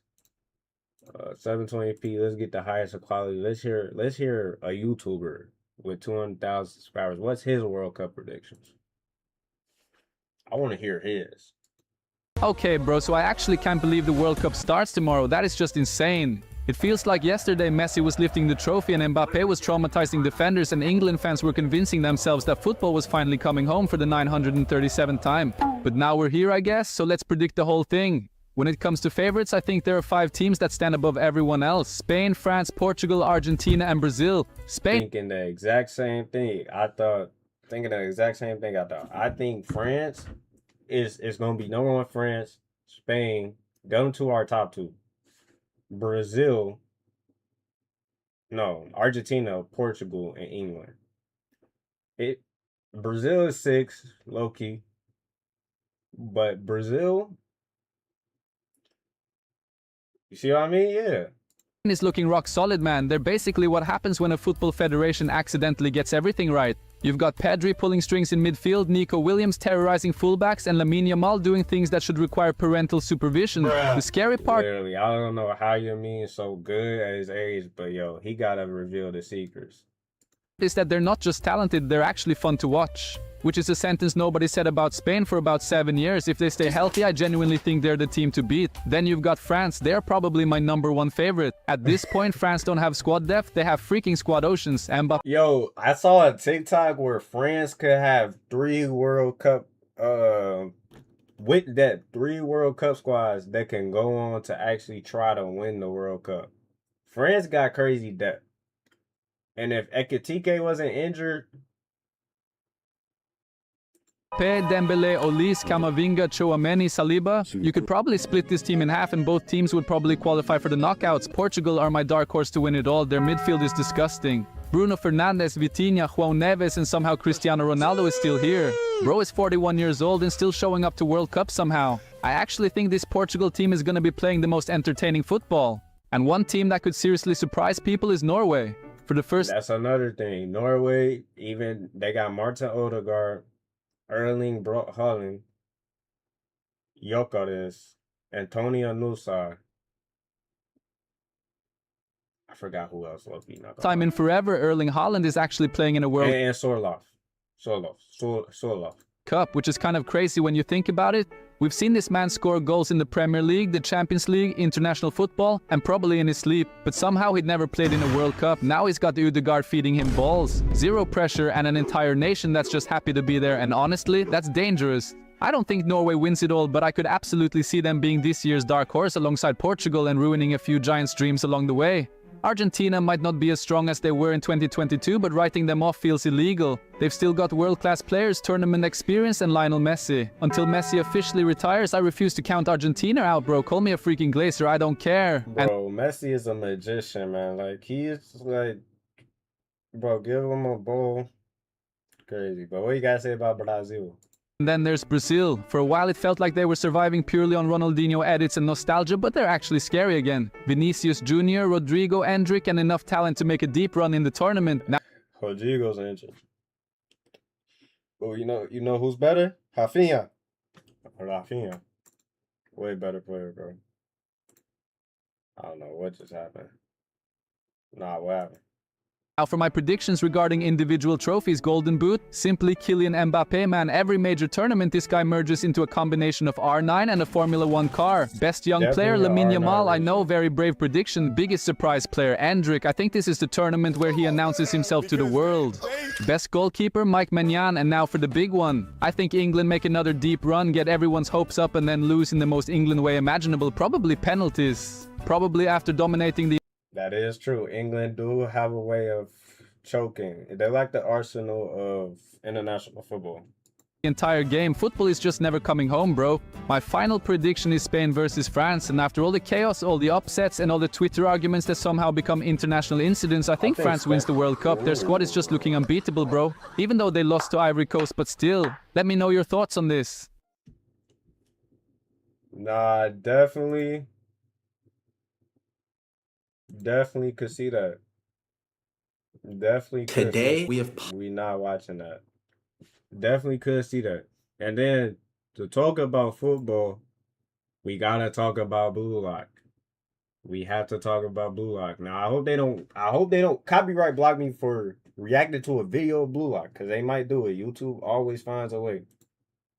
So, Blue Lock Season 3 just released its first news with an official poster, some And we're gonna. And I know I don't I know I don't actually post all my anime content and all the other stuff because I don't be on stream or on the internet like that, but to help broaden my brand and to help express myself more, we're gonna actually start doing manga reviews and episode reviews. So would that be with any anime, literally? So Blue Lock Season 3, that's what I'm gonna be reviewing for the channel. visuals of characters and the When it comes out. title dropping. And believe it or not, this is the first look at Season 3 we've ever gotten after a year and 8 months since Season 2. It's crazy to think that much time has passed since the extreme highs and lows of the second season, and with Because I've been reading the manga. Like literally 2 chapters after I just started, low-key. But yo, for the people that read the manga, just don't spoil it, because the Neo Egoist League is one of the greatest arcs for this show. And if they actually get the animation right, they gon' have some big sales coming in. No bullshit. with this news coming out, I think it's a perfect time to give you any new updates we have on the third season. From an expected release date, clearing up any misinformation, and upcoming events that may give us an even bigger teaser towards Season 3. It's been 8 months since my last Season 3 video. A lot of new information has dropped since then. Of course, this will be spoiler-free, so let's jump into it quick. Let's first cover what everyone wants to know. When are we getting a Season 3 of Blue Lock? Oh God, because they said it was gonna be later this year. I don't think Blue Lock Season 3 is coming later this year. But they also said it's coming out next year. I think it might come out next year. However, to have that big of a gap of anime season release date, that's very bad. I'll rip the band-aid off right now and say, unfortunately, with this poster we didn't get an official release date with it. So at the moment, there is no confirmed release date. I know everyone's been waiting. I mean, at least we got a poster. At least we got a poster. A poster is a good sign. However, no release date means it's going to come out soon. Maybe not this year, but next. Because it's reaching that 2-year mark with no announcement, but we can try our best to predict a date based on past information and upcoming information we have. I went back and looked at Season 2's timeline of the season. They released their first visual poster, just like the Season 3 visual poster, on May 30th of 2024. Season 2 ended up releasing on October 5th of 2024, so a 4-month and 5-day difference between the first visual poster releasing and the anime airing. Historically as well, Blue Lock Season 1 all the way back in 2022 aired in October. So both seasons airing at that time. Now immediately we can put on our tinfoil hats and say an October release date just makes sense. They did it for the last 2 seasons. Take into account the poster from Season 2 had a 4-month gap between it releasing and the anime airing. And what do you know, 4 months from now, it's coincidentally October. But let's slow our roll there. I'm not excluding the possibility of an October release date. Historically, they follow that pattern. Just a caveat with Season 2, they already announced the release date of October before they even dropped their first visual of it. In Season 3's case, obviously they haven't told us anything about a release date, but they still released a visual. I have a feeling if they haven't announced it by now, then October doesn't seem as likely. One thing I think it'll be in that November, December range, but if they decide to give it early, it'll be from September to October. I have to point out too is there is a lot of misinformation about Season 3's release date going around, saying it's releasing October 9th of 2026. This was literally an April Fool's joke all the way back in 2025 by an Instagram account. And just peep the likes on it. The engagement it got was genuinely so insane, it tricked the Google AI summary into saying that's the official release date. I'd assume that's the first thing people look at since it gives you the answer, so it was literally a domino effect of people just spreading a misinformation and the Google AI summary doing it too. Track tracking it down. You can go back to the post, and they even have a pinned comment saying it's April Fool's. He also made the same exact post with the same visual on April Fool's this year too. I just had to clarify that because I still see so many people saying it's releasing that date. Hell, they might actually have manifested it with that October release date we were talking about earlier. Just that specific date and announcement was an April Fool's joke. Now, it's not just the track record of past Blue Lock seasons we can look back on. In fact, there's an upcoming event that might have some important information about the third season. Anime Expo is going on during July 2nd to the 5th, and both Kaneshiro and Nomura, the writer and illustrator for Blue Lock, will be in attendance. This doesn't outright confirm anything, but I'd assume if they have their own panels for the convention, they'd release some details about the third season or hints towards it, either through fan question and answers, maybe another teaser or visual, maybe even a trailer. It would be a perfect time for them to announce it with how big Anime Expo is. I don't want to get your hopes up though, because at this point, we have no information on what they'd say at Anime Expo. Maybe they just do fan signings and that's it. As for my personal prediction, I don't think it will release in October. Otherwise, they would have said something by now. So possibly a late 2026 or early 2027 release date. That would be my literal random guess, but I hope it is so that they have a lot more time and they don't rush out the anime. Now that we got all the release date information out of the way. Hey, if any Blue Lock people watch this, do not rush out the anime at all. I don't want no terrible animation. I don't want none of that. I want the Neo Egoist League to be one of the best animated arcs. And it's because it's one of the best written arcs throughout. And look at you, Tony. It's underrated, but I don't think it's better than Neo Egos. You get hella new character additions. The system, yo, it's gonna be crazy. Hey, let's talk For people that haven't read the manga, I'm not gonna spoil nothing. If you haven't watched the show, it's on Netflix, which is a big sign. Shout out Netflix. Y'all the GOATs. However, I can't stream Netflix on Twitch, nor can I stream it on YouTube. But Netflix licensed me. about the new official visuals we got. In this poster, we see Asagi Yoichi and Michael Kaiser, who was teased at the end of Season 2. Again, I won't be saying any spoilers for anime onlys, but Season 3's title is the Neo Egoist League, which was also teased at the end of Season 2, and if you read the manga, you recognize what's on these puzzle pieces. Kaiser. Now, immediately, there's a lot to break down here. First of all, Kaiser has a purple aura, which is very interesting to see. Honestly, I would have preferred blue. I think a lot of people thought it was blue as well. I don't really think it fits Kaiser. Like, there's a lot of other characters in the Neo Egoist Yeah, we thought it was light blue, but apparently it's not. League that fit the color purple. You guys know what I'm talking about. If I had to Because the rose, yeah. Purple definitely goes to Rayo. think of a reason, it's to differentiate the original blue aura color everyone has in the beginning. Like Isagi's was originally blue, but then it turned to green. If Kaiser's was blue, they don't want other people to assume it's his beginning aura color. Also, when they showed his blue rose tattoo at the end of Season 2, it was a blue aura, so I guess they switched it. Of course, Isagi has his signature green aura. It's always been his thing. I can already hear the comments coming from a mile away, though. Bro got the garbage aura on him. As for the visual and art itself, I've seen some mixed reviews. But Isagi is always in contention for being the second or first best player in the show. I mean, in the Neo Eagles. Not in the show. The best player in the manga, I shall not say. But it's always between him and Rin. But Isagi in the manga currently. Some people say it's the best art we've gotten for the Blue Lock anime, and then others saying it looks like a mobile game ad. Me personally, I think it looks alright. I think it's because we have PTSD from Season 2's animation. Like, the visual looks pretty identical to that poster, and we all know what happened at the start of Season 2. For sure, let me know what your thoughts are on the visual. I feel like, in my opinion, it's hard to get a good grasp on it until we see the trailer. Like, for Season 2, when they first dropped the visual, like this one, we all thought it was going to be the best animation ever. It gave us hope. It looked better than Season 1. The auras look significantly better, and then the trailer told us Please, let's get a great animation. otherwise when we Because that's heavily criticized about the show.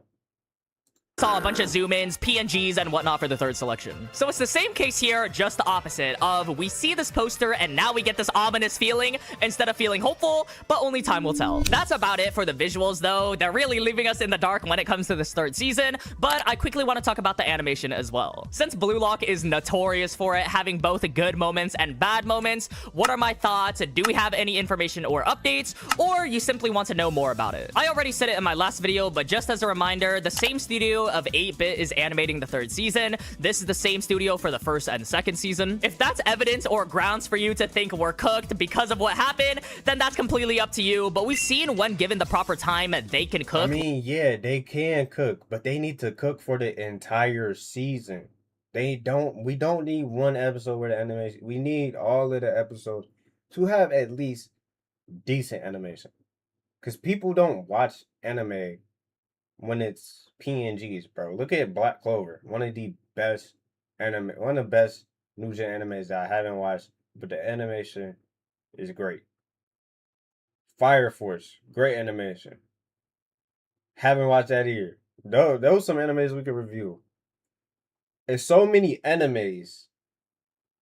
Seven Deadly Sins has great animation, but it's produced by Netflix. But it's reasonable. It's like we just need Blue Lock to be good. Like the last Kuroko Kuroko, the basketball anime has great animation as well.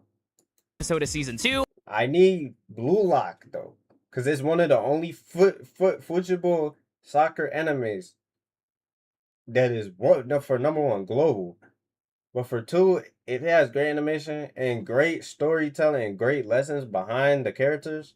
People are gonna love this. And even the goals. Most of the blame goes to the production committee. Because there is footballers that watch Blue Lock. I have to say that basically the people that oversee all decisions, I've talked about it a lot, so I won't go into too much details, but they were basically the ones rushing the team. I also feel like that's even more reason to not shoot for an October release date. Give them more time. We know they can give us a great adaptation. Don't rush, otherwise we're about to see another disaster in the community. It also really depends if Blue Lock Season 3 is split into 2 parts. For this poster and visual, they only said the Neo Egoist League. Keep in mind that other animes like Jujutsu Kaisen Gotta react to Jujutsu Kaisen. I gotta. in Season 3 market it as different parts in their key visuals. So just off the visuals, if you're a manga reader, you could recognize that all the teams were there. Immediately, if it's the whole arc in one season, yeah, no coming back from that. Telltale side, it's over. Because the Neo Egoist League is literally half the chapters of this manga, longer than every other arc before it combined. True that. But we should get a lot of episodes. Please do not rush this. I promise you, don't rush it. And if you come out with a second part, don't rush it. Just don't rush it at all. And if they somehow fit all of that into one season, that's not a good sign at all. I don't even know how that would work, pacing-wise. They would need to do more than 5 chapters. That's what I'm saying. Just pace it 3 or 2 chapters at a time. And don't overdo it. Make sure it's great animation. And people are going to love these episodes. And if you do pace it fast, make sure the episodes are 35 to 40 minutes. Animes need longer episodes. Instead of 24, 25 minutes, that's every range. We need 35 minutes. But genuinely 2 to 3 chapters. Great animation. It's going to be ranked great show. Label, rated, great show.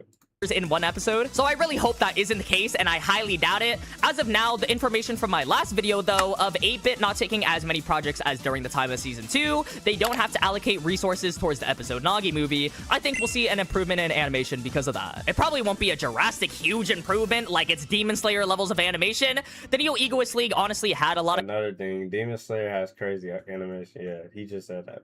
But yeah, if they were to do something like that, be one of the best animes. consistent moment. The best new gen animes right now. Rather than Season 2, which had that one really good moment at the end. So I feel like they should allocate resources and spread it out throughout the season instead of just saving it for that last episode, because they can't really redeem it with like one singular episode. And if they do that, I think it will be a great decision because every episode has its own special moment in my opinion. I can't really say anything more without spoiling it. I think that's truly what makes the Neo Egoist League so great, because it was consistently every chapter something was happening. So I'd rather they do it justice to all these moments than just one moment really, really well. Anyways, I'm both excited for Season 3 and also fearing for it at the same time. I feel like it'd be such a big fumble if we ran back PNG lock for this season specifically. Just wanted to make a quick video on the visuals we got. It's been 8 months, so any updates as well. Bro, let's make sure that it's a great, really, really, really, really, really, really great season. Cause I don't want no bullshit on my screen, and I don't want no niggas talking shit on TikTok talking about one of your favorite animes is whack. Cause I done came out and publicly said Blue Lock is peak. Cause it is, in my personal opinion. Reading the manga or watching the show is peak. However, y'all do remember the whole little the girl with the cousin? That video coming out on the way. I reacted to the video that Kenneth responded to. The dude that the girl cheating on him with her cousin. I'm finna post that later on this week, which I mean later on this week. I mean in a couple of hours, which means tomorrow morning. But I got another crazy video for y'all. We got a loyalty test. We don't usually react to loyalty tests. But your boy, this ain't no you. Is it you? No, this ain't UDY. This is Gabe TV. Gabe is also a great loyalty guy. He more unknown. You got Soulless J too. You got a lot of people. I watch this in my free time, but I'm really trying to get into reacting to these because every reaction vid I do, because I don't even watch YouTube outside of doing YouTube. Yeah, that's crazy. I don't. That's what I'm saying. He funny as hell. I don't watch YouTube outside of streaming YouTube, streaming Twitch. This is how I watch all my YouTube videos. Is react. I'm lying. I watched Reggie reaction video yesterday to the cousin situation, but that's literally at 2 a.m., 1 a.m. Throughout the day, I'm with y'all. I don't. But let's get straight to it. Everybody got somebody they trust. I don't know what that intro is, but that is cap. For my liking with the opposite sex. Sunny reached out to me because lately she said her girlfriend energy been off. She says she's been way too friendly with men and replying to every single compliment and moving way too single for somebody that's in a relationship. First red flag is a bunch of red flags. Y'all know when y'all let a light, y'all ever drove or y'all ever biked or y'all ever walked and it's telling y'all that the light is red or it's telling y'all not to cross and you still cross, right? And that results in injury or risk of being hit by a car, right? What I'm trying to get at is a red flag means there's a risk of getting hurt. You risk yourself by getting hit by a car. It may not happen, but it's a possibility. Okay. So how long y'all been dating? About 2.5 years. Okay. Okay. Oh yeah. Oh, go ahead. Oh yeah, in love? I would hope. What you mean? The little uncertainty. If you've been with someone for 2 years, you should be confident enough to say y'all in love. You spent 2.5 or 2 years, right? Let's calculate this with leap years. But 2 years, right? 2024, blah, blah, blah, blah, blah. 2024 was a leap year. So 366 days. No. 366 days plus 365 days equals.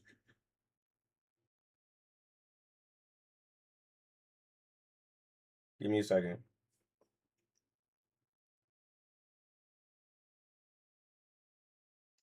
$731 days. Y'all been with each other for 731 days. 24 times 731. We're not going to do that math right now. I don't feel like doing that. But that's a long time.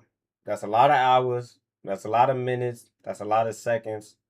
You spend a lot of time with this person. I don't think it takes 2 years to fall in love with someone. I think low-key, if you've been with someone, timing is right. But it don't take 2 years, right? Everyone falls in love differently. I've never been in love, so I want to know. You feel me? I've never loved someone genuinely. I told someone that I loved them, and I genuinely didn't. I just wanted to love bomb them. It is on me.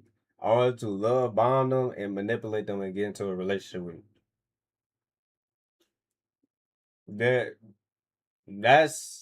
That was literally like what? Span of a month? Because I wanted her to leave. But that's different. That's way different. But let's get back to the video. I would hope. I love her. Okay. I would hope she loved me the She same. loves So her. Okay. is she all the way, or is she Yeah, that's what I was bisexual? getting at. She claimed I was her first. So, You don't believe her? no.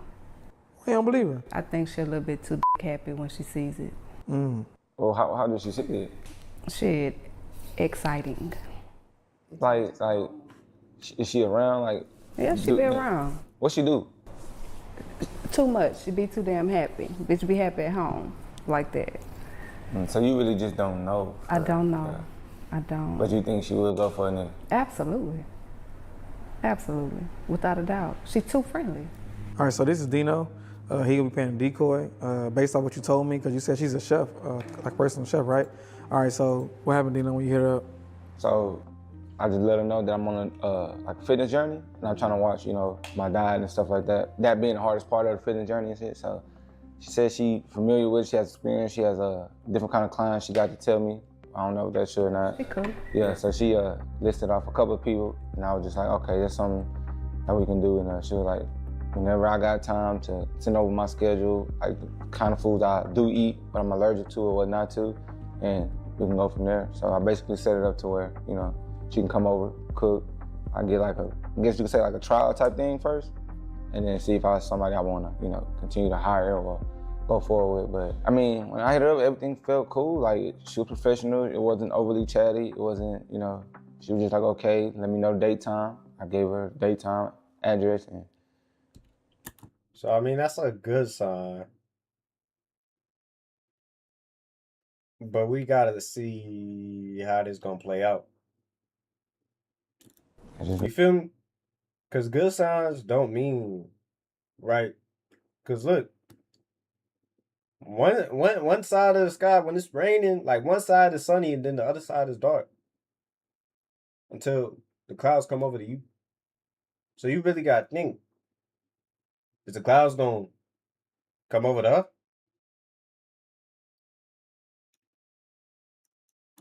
It's sunny on one side, but the uncertainty makes it dark on the other. Yeah, so today she's gonna be coming over here about 6 o'clock, you said? yeah, Yeah, it's going on 5. You wanna call her and see if she gonna answer real quick? Yeah, let's do it. See what she did. I told her 6 though, so. Yeah. How you feeling? I don't know. There you go. There we go. Hey, she look nervous as hell, man. I don't know.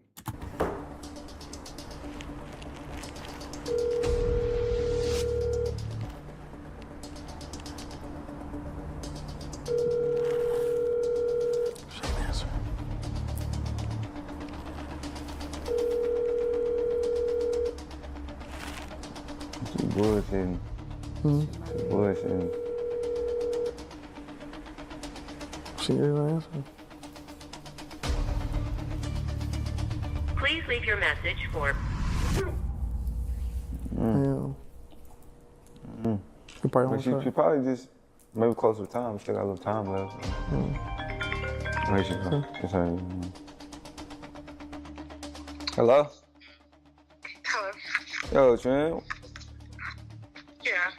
You good? You still good for the day? I just called, you ain't answer. Kinda threw me off. Yeah. You still I'll be good? over there in like probably like 30, 45 minutes. Oh, okay, cool. All right, that's perfect then. Perfect time. All right, cool. All right. See you then. All right.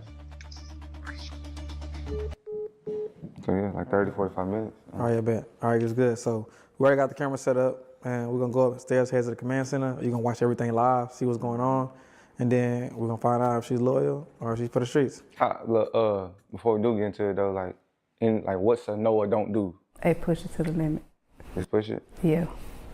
So you can do whatever Be careful what you wish for. you want to do. Whatever you want to do, do it. Okay. She's trying to get to the bottom of it. All right. All right, let's do it. Sound like a third a little bit, but I feel you. So let's head upstairs and get ready. All right, y'all. So we already know this is Gabe's first loyalty test. You feel me? I've done a couple of these. Y'all know. You know. I mean, nerves is high. Like, we want everything to be, you know, just done right. We don't want to half step nothing for y'all. You feel me? So it's exciting, but it's still a nerve thing to it.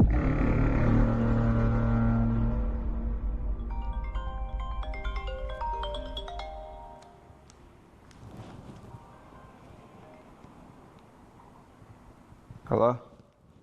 Hello, hey, I think I'm outside. You think you outside? Hold on. Alright, you say she. Okay, all right. Bet. All right, y'all come. So Shani called me and explained to me that her girlfriend's actually a cook, a private chef. She's mobile. So we got Dino. I had to go look for the right Airbnb that looks like someone's home. So I'm checking out the living room, the rooms, you know, the parking spaces to make sure that when she comes over here, she cannot feel like this is an Airbnb. I even told Dino to bring his PS5 over there, y'all. Showtime. Yo, what's up, Trey? Cool, cool. Okay, you do hugs? Yeah. All right, cool. Cool traffic? It wasn't. That already being friendly. Okay, cool. All right, welcome to the crib. We right up here this way. What you want? Let me get that for you. I got you. What you get?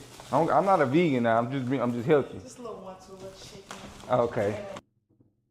Based off of that alone, there's something I'm sensing that's off. All right, cool. Oh yeah, just the layout. I'm gonna put it right over here, okay? Oh, this is nice. Yeah, this me, man. Hard work pay off, you feel me? Yeah, appreciate it. I want to do a little bit more. Oh, and they don't blur the faces, so they don't care. This is even more, and this is great for entertainment. More with it though. I just feel like it's too stale right now. Like a woman's touch. Yeah, there you go. There you go. That's what you got here. Some slight, you know, just put some on your stomach. Okay, cool. So like what I'm going for, I ain't really trying. I want to gain weight, but I don't want to OD on it. You know what I mean? Like, not bulking. I'm not trying to bulk or anything like that. I'm just trying to get up more weight. Like protein and calories? Yeah, I need more protein for sure. That's my hardest part. 'Cause I move around a lot, so I be burning calories and shit. So that's the hardest part. Come over here. All right, we got this. We got our seasoning and shit right here. I got an air. What you need? What you need? I'm gonna bake the chicken. Gonna bake it? Okay, cool. He laughing, y'all, because when he went to the pantry, ain't no food in there, and we didn't even check before the test started. I mean, here. Keep it a little healthy, like you said. You need protein, not. No. Okay, bet. So we got the seasonings here. We didn't walk around. We forgot to do the tour of the kitchen so I can familiarize myself with where everything at. So when I open the pantry, I'm like, damn, I don't even know where everything's supposed to be at. So right here, I'm really freestyling for real. Let me see. That's not how you do that. Let me do it. Move back before you burn my fucking house down. Let me see. Yeah. I'm telling you. Call your queen. There you go, right there. You don't need it too high though, right? Now guys, I know this audio is horrible, but we literally had nowhere to hide the mics and risk getting caught. I wanted to be authentic as possible, so we had no clue where she would sit or look. How you smart?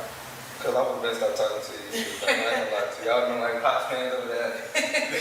Be like this. Do your thing, and you see that's tough. He's saying They not even blurring out faces. that it seems like that she want to hear, and she going for it. She overly cheesing. She gone. I'm sorry. I'm just chilling. Just focused on myself right now. Yeah. You single? Yeah.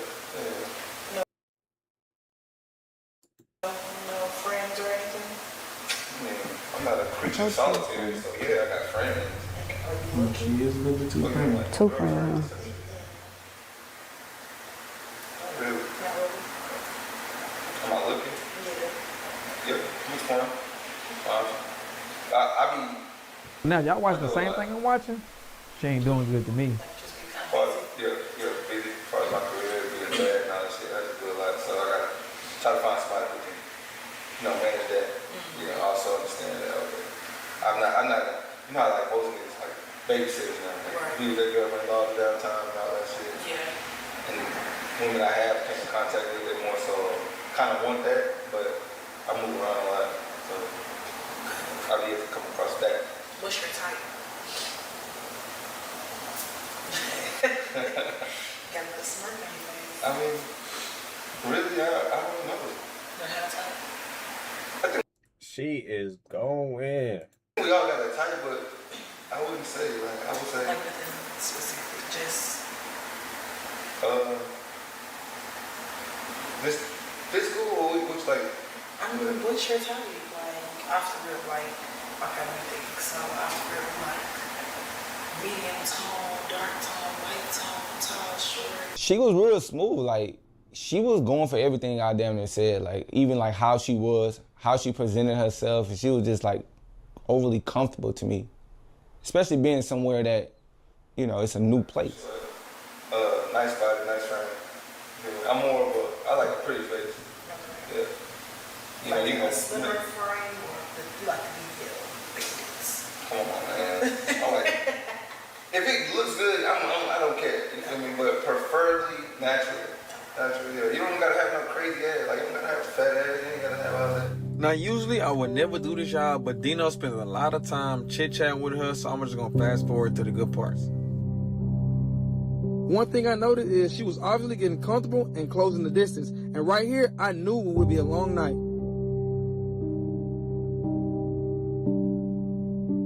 So I told you, this is cool. Yeah. It ain't that hard. Yeah, fuck with it. You know, GTA 6 supposed to drop later this year, but... Okay, I might have to get that for you. You wanna get it for me? It's over. I'm a hey, It don't... depends on if you like be a great customer. A great customer. She over here cuttied up. She's cuttied up. Wow. Damn, I can't be a client. Customer is like a one-time thing. So a client, I'm sorry. If you're a great client, Look at the timer. I think it's, go see if it, I think it's ready, the timer. Yeah, it's over. She gone. She gone, young boy. A client, a customer. I'm insulted. it's all Why you got them butterflies? You like butterflies? Depends on what kind it is. I got what kind you like. Okay. Okay. We be here for a minute. You ain't got nowhere to go? You ain't got nothing to do? No, not for the rest of the day. You cooler? What about you? Man, I'm cooler. My partner just invited me out for some drinks and shit at his little spot. If you ain't got nothing to do, you can slide if you want to. But that's not too much. I don't want to intrude now. I think that might be cool. Just maybe like a drink or two. Drink or two won't hurt nobody, right? Now go to tears. It's over. How do I tell y'all? Man, I thought a lot of signs were showing at the start. And now I'm seeing it. I think everything is done. Cool. Great. Yeah, please. This is the ultimate right here. This is the final say. Do it. This is do or die. This is gonna determine if I'm a Tiebreaker. tiebreaker. Yeah, the tiebreaker on if you gonna really fuck with me in my business. Okay. We're gonna That's not the determining factor though. I can fuck with you and not. You feel me? You said you can do it. I can fuck with you and not have to have you cook for me. That's what all business. Why would you do that?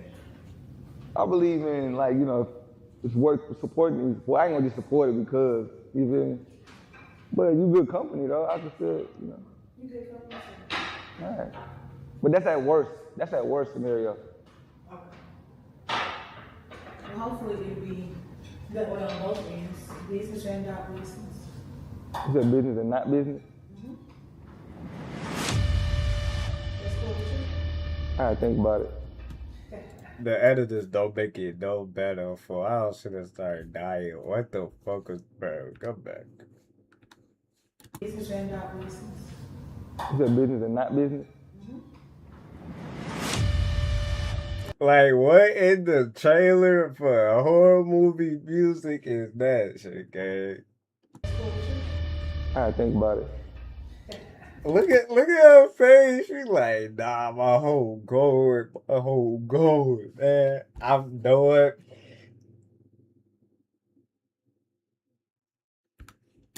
Why you gotta think about it? Cause I just gotta think about it. I don't make decisions just off of, the moment. That's understandable. But sometimes you can just feel when it's right. Right now, y'all, I can tell this is making her emotional, but we ain't too deep to turn back. Everything is in 4K now. That is the channel name. Call him 4K. Now, at this point, it's finally getting dark after all that talking. Now it's time for Dino to make his move. Look like a proud parent. Let's see what we're working with. She doing the little dance. Ooh, when she done cooking, yeah, it's over. Yeah. She going for my boy Dino. Okay. She gonna do something to his Dino. Not too shabby. Move one, Not two. bad at all. Okay, so your grace. I'll say bless the food. Yeah.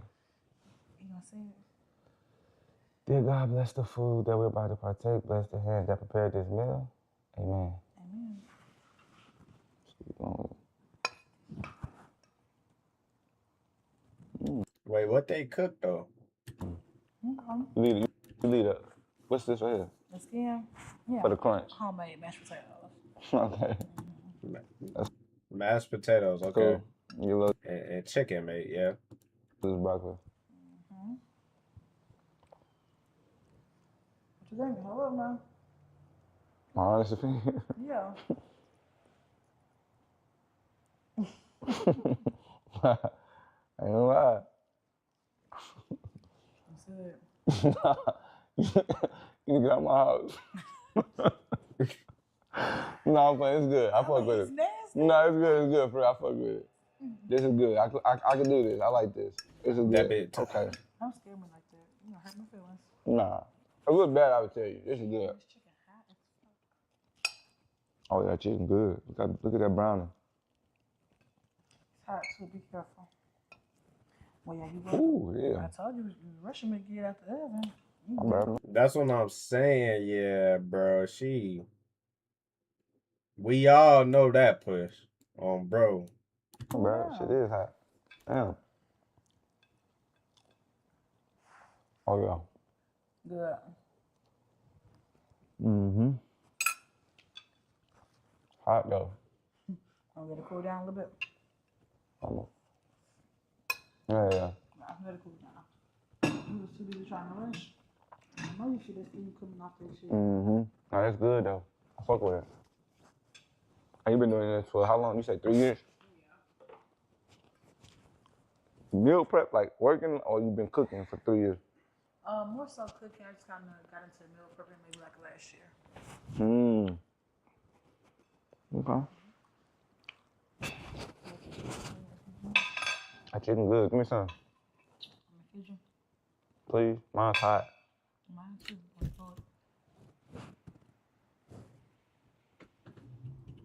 So now She feeding the food. No. I'm not tripping, right? She overly friendly, right? This ain't even just friendly. This is just going. It friendly. I know about them friendly Johns. Friendly Johns. They go. It's correlated. I fuck with it. Crispy, have a little crunch. That's how you like it. Hot. What seasoning you use? That's what I'm saying. We gotta get a sound on, bro. Once I get paid, gang, I'm getting a soundboard or something, bro. Something gonna happen. Cause, gang, I've been saving up for. I ain't been saving up for shit, but I'm gonna save up for one. But she too old. Yeah, that's what I'm saying. She feeding the nigga food. Well, you were kind of limited, so it was. I don't do that. I don't do that. I told you next time I'm.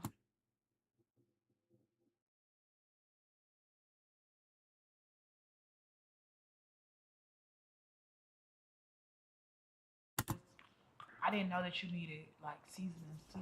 Make sure you get you some seasonings. Bring your own. Just leave them here. Leave them here. Why would I do that? Come back and cook in. It's already here when you come. Make yourself comfortable. Okay. Need some of that broccoli. I'm a personal chef and a feeder. Not tell everybody you gotta feed her. You know, everybody don't get that privilege. Like that's professional. That's not what you Why I do. get that privilege? I'm just special. I'm special. My mama told me that after she left. Yeah, right after she left me. I told you to wait. Let me blow for you, got it. You got it, I'm gonna blow for you. Please.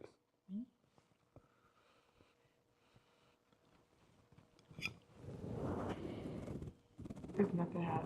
Yes, it is. It is, for real.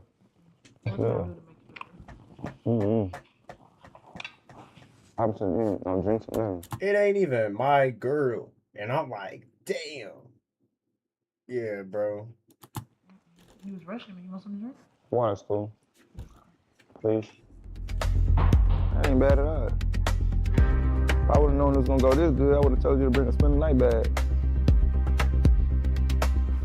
Yeah, that works. That work every time. Yeah, that work every time. Yeah, we'll get that. I want the full experience. I mean, I can help you. Want something? Let me help you out. All right. What's cool? See how far it's gonna go. Come on, let me help you out. Relax, damn. Yeah. That's good. So at this point, if we still gonna give her the benefit of the doubt, saying she gonna pass or fail, because I ain't gonna lie, to me, y'all, she failed already. I'm just sitting here waiting on Shane to say She failed she been failed, bro. It's gone. it's time to go. How many days, man?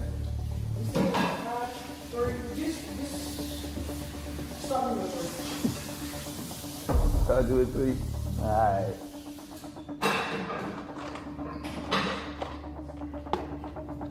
This should be good right here. Yeah, here we go. How many days I go to the gym? Like 5 times a day. A little strong. Look, let me show you. Ain't too bad, right? Say goodbye. Say goodbye. No way. No. No. Rap. It's failed. Call it quits. It's done, bro. It's finished. Ain't too bad, right? That's cool. Yeah. Looking up to God and praying ain't gonna save you. It's done. It's raps, my nigga. It's finished. It's over. You go to the gym? Yeah, can I come with you? I can tell. I can come with you to the gym? I don't know. Wait, what did she just say? To the gym? Yeah, can I come with you? I can tell. I can come with you to the gym?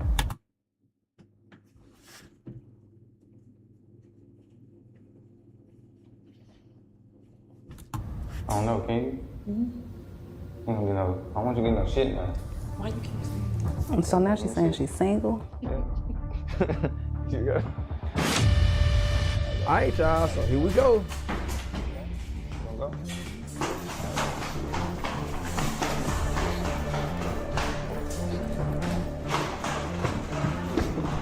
I mean, you got caught the Kurt. That's your girlfriend. What are you doing? What you doing? No, we're not gonna do that. No filter. Don't explain to me what the fuck you got going on. They're here for you and what the fuck you got going on. What do you mean what I got going on? What are you talking Who about? are these cameramen? Where the fuck did you tell me you was going? To work. To do what? Work. To What do do I what? look like? Work. To do what? Work. It look like you and this motherfucker trying to fuck. I'm not. Just talk. Nobody hit nobody. You see how hurt? Don't hit. You been watching? Yeah. What I'm doing? Chill. Working. You gonna do this? And I don't blame her for wanting to put hands on because it's female on female altercation, but I don't promote it for YouTube. But at the same time, you knew your girl was going. Technically speaking, it's right, but it's wrong. I don't think she gives a fuck. I can just tell by her body language. She damn near smiling. I think she's just more upset. Her girlfriend does not care. She is straight. First sign was she was your first. Second sign was you was unsure that she loved you. Third sign was everything. Said that she got caught. Chill. Chill. Come on, y'all. Chill. Come on. Chill. Yeah. Chill. I do whatever the fuck I want to do in this bitch. Chill. So now next time Bro, she hired me and said you was loyal now, bro. And you was not loyal, bro. You was, What have I did? bro, we was watching the whole time upstairs. And I've been cooking. And doing what? Working. He had you on the counter right here. He was talking. The minute you came in here, we was watching you. It ain't really got nothing to do with you. What the fuck do you mean? I'm talking about him. I'm talking about you and what the fuck you in here doing. I'm working. I'm trying You will if you not have some fucking lies. Like, bro, to him? What the fuck you trying to lie? At this point, you don't pay him. Hey, you can tell he low-key kind of enjoyed it, though. He did enjoy that food. I bet it was good. Hey. Oh, bro. Y'all trying to hit on in the point. What? So what you want to do? Do I want this? This, which one? Because we not had this motherfucking conversation. I don't know. It's gonna be more for me than He not even in on it. I'm not. I mean, This not real. With your dumb What you ass. talking about? It's a whole fucking You setup. hired him to come see what you was gonna do. Yeah, I don't need a chef. I don't live here. None of that. This is Airbnb. all that shit was fake. That shit's fake. The connection was fake. Bro, Yes, what? girl. The fuck? Chill. Wait, we're not gonna do that. We're not gonna do Tell me that. no connection. What you laughing for? Because I'm finna connect. No, it's not. Fuck about this shit. I ain't fuck for real. Yo, All y'all lame as She only saying he lame as fuck. They lame as fuck because she got caught. That's what they do. That's what any cheater does. You ought to be the last motherfucker talking about somebody like, bitch, you don't even know him. You can't even cook for him and you trying to give him some motherfucking shit. He was offering money, So you a prostitute?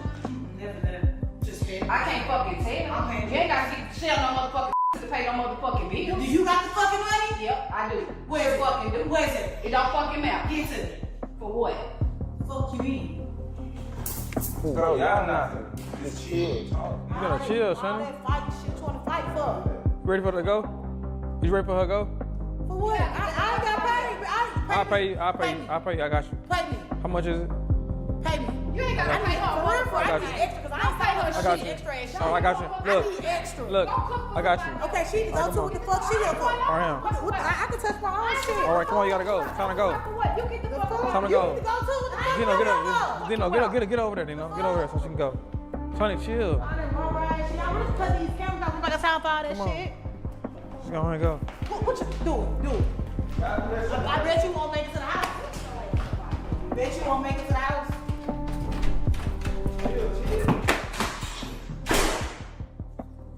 Yeah, she throw it off. I ain't gonna lie. Dumbass bitch. She throw it off. Easy ass. Yeah. I mean, 2 years down the drain. after sitting down here talking to her, bro, and just like hearing from her how she acted, yeah, she's not. Lying ass. She's not. I don't know if she gonna go, but I definitely. No, she don't go. Nigga, cause if she wouldn't have went, motherfucker. She was on go. I don't think she That shit did. could have went any I do. You think she? Yeah, I think she at home.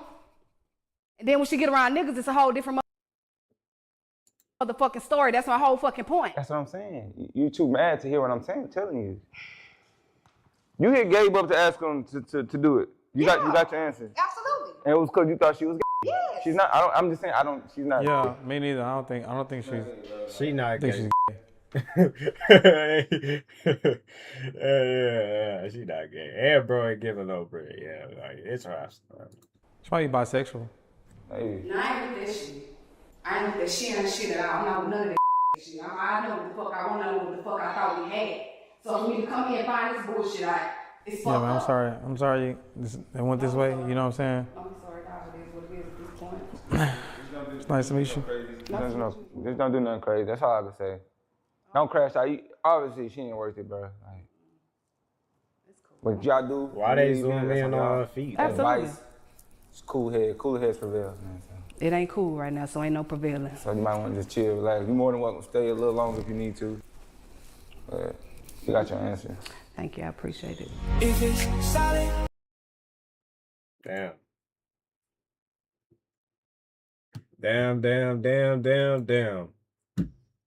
She was on go. She let the nigga put her on top of the counter. Y'all should have known she was going. I knew she was going. Y'all should have knew. We all knew. He knew, she knew, he knew, they knew, we knew. Y'all ever just think about like the craziest shit ever? Like like y'all ever listen to like conspiracy theories on TikTok and be like, yeah, that's most definitely true. Like I remember it was this one. Know what? I'm not gonna speak. I'm gonna let the next video speak. We got craziest conspiracy theories that turned out to be true. And shout out my boy, what's his name? Cause he had the Reddit shit. Shout out Visual. This is all entertainment. YouTube, you better not take my stream down. A top-secret military program recruited people with impossible abilities. A scientist discovered something toxic in a product used by millions of Americans. People who suspected these things were just laughed at. Then the truth was revealed. These are insane conspiracy theories that turned out true. Part 2. Make sure you guys watch the full video because I'm gonna link Part 2. So this is part 1, okay. Part 1 at the end. But you don't have to watch it in any particular order. It would mean the world if you guys subscribe, and I will do the best that I can to put out the best videos I possibly can for you. I'm Visual Venture, and you are awesome. The Psychic Spy Conspiracy. Most wars are won with weapons, soldiers, and strategy. But in the 1970s, the US military tried to use human superpowers to fight a war. They secretly recruited psychics and fortune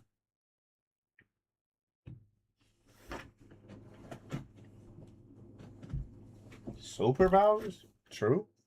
I gotta hear this. tellers. People who heard the rumors didn't believe it, but years later, declassified documents revealed everything. Here's how it started. In the early 1970s, the CIA was worried about the Soviet Union. Reports claimed the Soviets were spending millions of dollars studying psychic powers. They wanted to build a team of psychics that could see what Americans were doing from hundreds of miles away. The idea sounded impossible, but the US government couldn't ignore even the smallest threat. So the CIA also quietly launched its own psychic research program. It was called the Stargate Project. They started recruiting Americans who claimed they had psychic abilities. The most promising candidates were brought to a secret location in Maryland. Their first task was simple. They needed to prove that they were really psychic. Each candidate was locked in a room and given a series of tests. In one test, a researcher secretly looked at a picture. The psychic then had to read the researcher's mind and draw whatever image they were thinking about. On the left side of the page, you see the original target, and on the right, Geller's response. When the drawings were compared to the original images, they claimed that some were surprisingly close.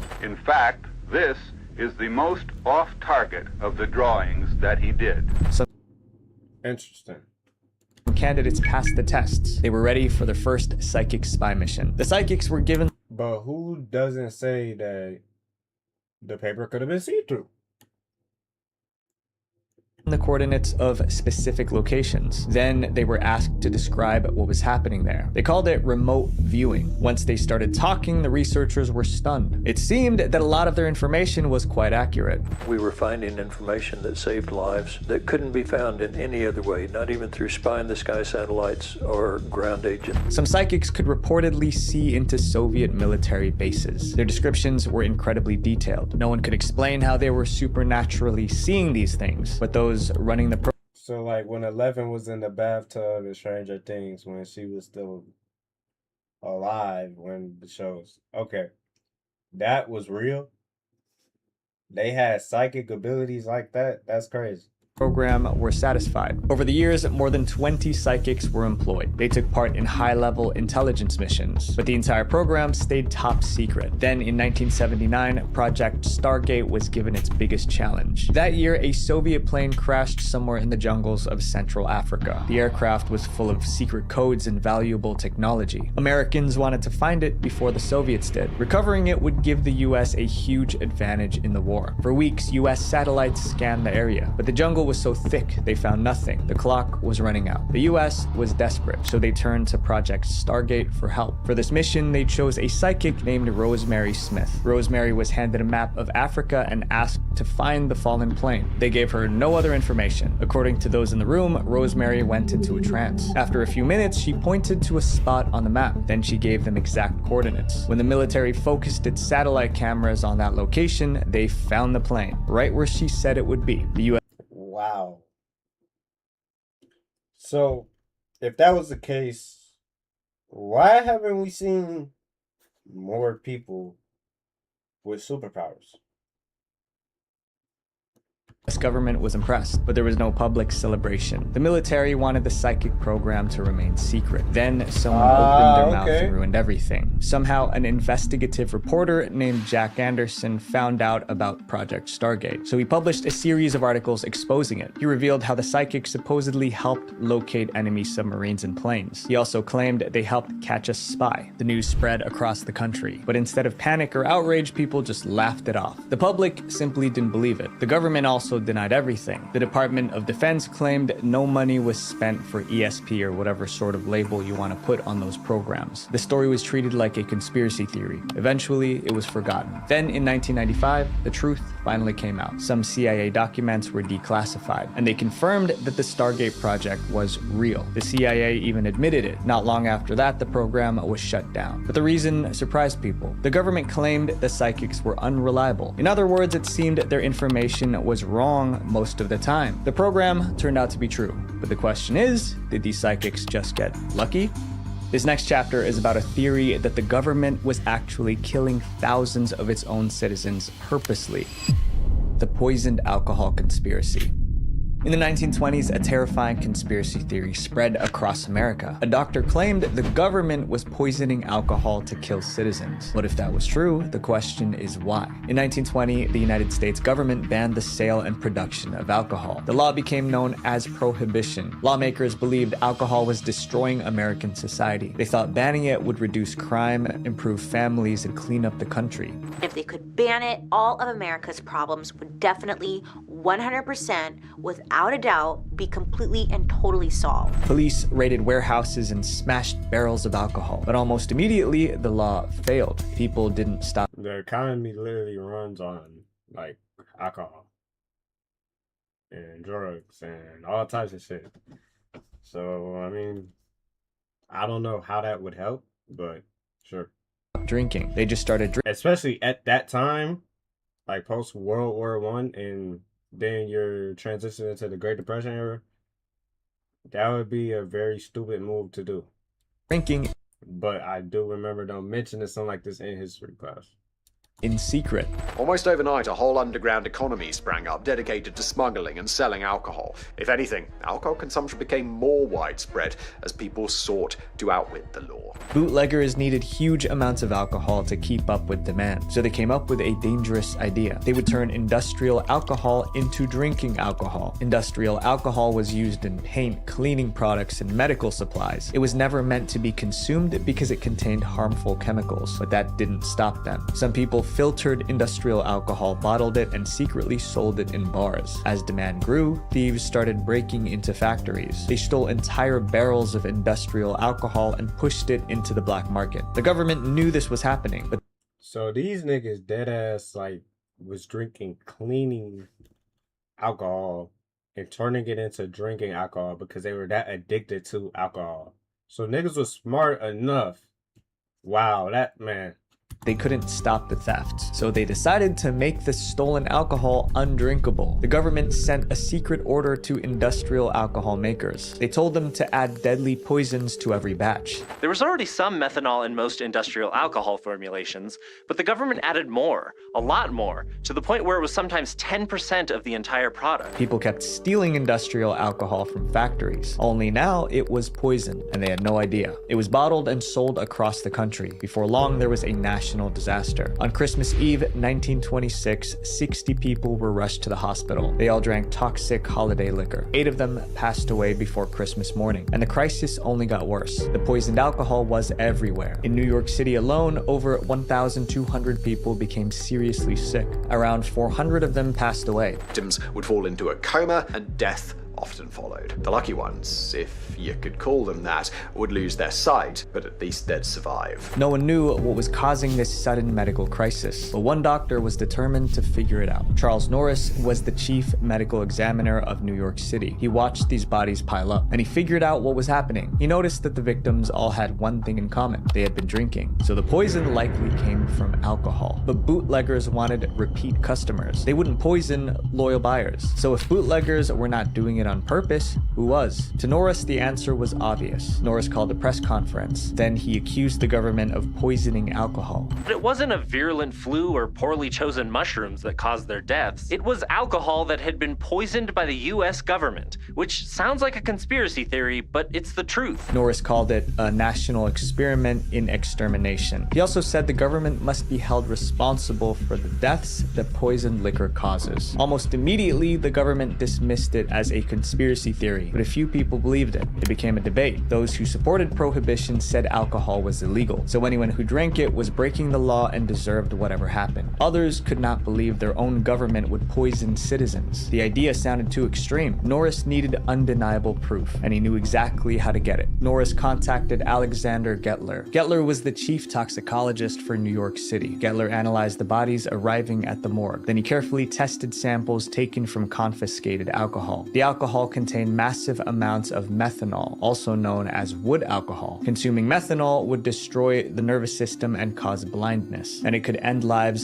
slowly and painfully. Now, Norris and Gettler had proof of the government's poisoning program. They published their findings. Newspapers across the country reported the story. The public was outraged. The conspiracy theory was true all along. But even after the evidence came out, the poisoning program did not stop. Incredibly, the government admitted it and even doubled down on it. Officials announced that they would add even more toxic chemicals like So they were aware that they were killing people and still did it and didn't stop doing it because they weren't making any money? benzene. They wanted the fear of death to scare Americans into obeying prohibition laws. But it didn't work. People still kept drinking, and many of them didn't survive. In December 1933, prohibition officially came to an end. Alcohol was no longer illegal. It was estimated that about 10,000 Americans passed away from these poison drinks. The whole program worked because people trusted what they were given. Nobody even questioned what was actually inside. The government counted on that. And cell phone companies have been doing that same thing for years. They show you one price but hide the fees in the fine print. So when you get the bill, it's much higher than you expect. But Mint Mobile, the sponsor of today's video, said,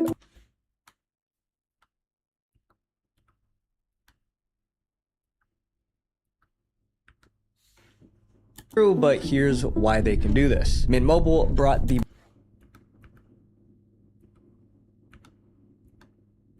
That's an interesting sneak. Great sneak. failed because of one stupid mistake. The mafia hit conspiracy. In the late 1960s, an investigative journalist made a shocking claim. He said the CIA hired American mafia to assassinate a world leader. The idea of the CIA working with gangsters seemed impossible. Then the evidence started coming out, and people realized it was far worse than they thought. In 1959, a revolutionary named Fidel Castro took power in Cuba. Havana's ovation for Fidel Castro himself had been long deferred. These scenes show his triumphal march across the island to the capital following the victory. The US government hated what Castro stood for. They wanted him gone. But Castro was heavily guarded. He already survived multiple assassination attempts. If the CIA wanted to reach Castro, they needed something he would never expect. They felt like they needed a gangster-type action. So the CIA reached out to the American mafia. Luckily for them, the mafia had its own reason to hate Castro. Before Castro took power, the mob controlled the many casinos in Cuba. They made millions of dollars. But when Castro took over, he shut down the casinos and kicked the mob out. The mafia lost a fortune fortune, so the CIA and the Mafia had a common enemy. And in 1960, they joined forces to destroy him. A CIA agent had a meeting with a Las Vegas mobster. The offer was simple. The CIA would pay the Mafia $150,000 to eliminate Castro. But the Mafia hated Castro so much that they insisted on taking the job for free. Later that year, the CIA and Mafia... You know how bad you gotta hate a nigga that you'll kill him for free, or hate somebody in general, that you be like, bro, you don't even gotta give me 100 racks. I'll kill him for free. Every young nigga in the street right now. secretly met again. This time they discussed exactly how they would do it. The CIA wanted to use a firearm, but Castro was heavily guarded at all times. No gunman could get close enough to pull the trigger and escape. So the Mafia suggested a quieter solution. They would use some type of potent pill that could be placed in Castro's food or drink. The CIA agreed. They returned to the lab to create the poison. Soon they developed 6 pills filled with lethal toxins. Once they were slipped into Castro's drink, the pills would dissolve instantly, and they worked very fast. Castro's demise would look like a sudden natural illness. The CIA handed the pills over to the Mafia. The Mafia passed them to a Cuban official with access to Castro's food. The plan was in motion. The Cuban official placed the pills inside a freezer for safekeeping. He picked a time and day. All he had to do was slip the pills into Castro's chocolate milkshake. But at the last minute, the man chosen for the job made a stupid mistake. When the would-be assassin went to retrieve the poison capsule from the freezer where he had hidden it, he found it frozen to the wall. His attempts to free the capsule caused it to rupture, scuppering the assassination attempt. The pills were ruined. With no poison left to use, he called off the mission. After that, the Mafia searched for someone else who could get close to Castro's food. But every plan failed Why the fuck would you freeze it? before it could happen. In 1961, the assassination plan was officially abandoned. The CIA and Mafia quietly went their separate ways. They believed the secret would be buried forever, but it didn't. Years later, an investigative journalist learned about the operation, and he published an expose in the newspaper. The CIA denied everything, but the truth was going to come out one way or another. In 1975, the CIA was accused of carrying out illegal activities, so the government set up a committee to investigate. The United States must not adopt the tactics of the enemy. Means are as important as ends. The investigation uncovered files that confirmed the CIA worked with the Mafia. The story became front-page news. According to the files, the CIA met with 2 mob bosses during the negotiations. One was Chicago mob boss Sam Giancana. The other was Las Vegas mobster Johnny Rosselli. The committee called Sam Giancana to testify, but he never made it to the hearing. On June 19th, 1975, just days before his testimony, Giancana was found lifeless. He was assassinated in his home in Illinois. The timing was incredibly suspicious, but the committee moved on to its next witness, Johnny Rosselli. Thankfully, Rosselli managed to testify. Rosselli was fully cooperative. For 2.5 hours, he told of plotting with the CIA starting in 1960 to try to kill Castro. He told them about the meetings and the poison pills, everything, but speaking out was a fatal mistake. Shortly after his testimony, Rosselli disappeared. He was later found lifeless floating off the coast of Florida. But the truth That's what they do. was already out. Everyone knew the CIA secretly partnered with the Mafia. Decades later, in 2007, more CIA documents were declassified. The files laid out the operation piece by piece. In our next chapter, a group of researchers ran a routine test and accidentally uncovered one of the biggest scandals in history: the toxic car conspiracy. Volkswagen looked like a company helping the planet. They claimed their cars released low emissions, making No car helps the planet. So, if anyone actually believed that back in the day, you're just not as smart as you probably claim to be. them better for the environment. Customers believed the message, but some researchers suspected it was all a lie. They believed Volkswagen cars were destroying the environment by releasing far more pollution than the company admitted. When they spoke up, nobody listened, so they went looking for proof. In 2013, a group of researchers decided to test Volkswagen's diesel cars. Volkswagen marketed those cars as clean diesel vehicles with low emissions. Here's one of their commercials. Diesel in Latin means dirty. I'll prove it to you. You're gonna ruin your scarf. Oh, look what she's doing. See how clean it is? The researchers took a Volkswagen Jetta to Diesel is not good for the earth. Like, it's not. but it's great for cars. We should be using diesel cars. Not to get political here, but I fuck with gas cars way more than I fuck with electric cars.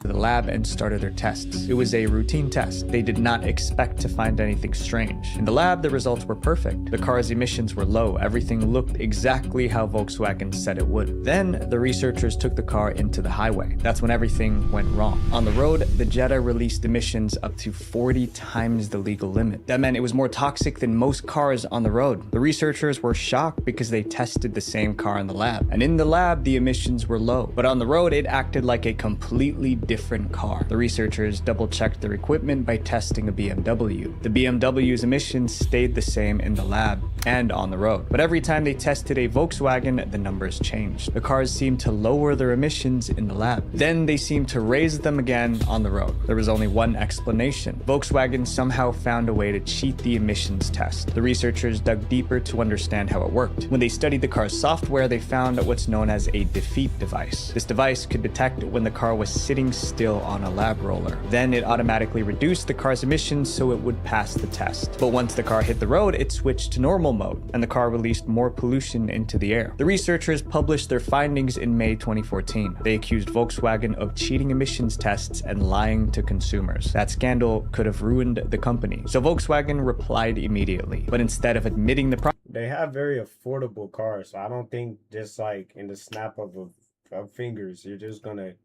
rate them. To be honest, like, yeah, like the environment is great for Earth, but we don't give a fuck. I like people don't. People don't. I'm gonna say people. Like, if you ask me, I care about it, but not that much. Not gonna lie to you. the company blamed the researchers for making mistakes. They took exception Like, we with need our cars, testing, with the way we approached it, with the conditions that we used. For over a year, Volkswagen refused to admit anything was wrong. They insisted that their cars were environmentally friendly, but the researchers refused to back down. And we said, fine, we're going to do it again. And we did it again and came with the same results. This time they sent the results to the Environmental Protection Agency. The EPA reviewed it carefully. Then the EPA made a massive decision. They refused to approve Volkswagen's 2016 models for sale in the US. The executives at Volkswagen now had a choice: lose their entire American market or confess. On September 3rd, 2015, Volkswagen executives finally admitted the truth. The company installed software on its cars to cheat emissions tests. Today, the company said it would recall 11 million diesel cars worldwide after admitting they had been rigged to cheat emissions tests. For years, those cars pumped high levels of pollution into the air. And the whole time, Volkswagen claimed it was making clean, low-emission cars. It was a global scandal. Volkswagen's CEO issued a public apology. We are very sorry to have broken your trust. I think what they meant is we're very sorry to have lied to you. During another speech, the CEO admitted to lying. Same thing, worded sweet. To authorities. So let's be clear about this.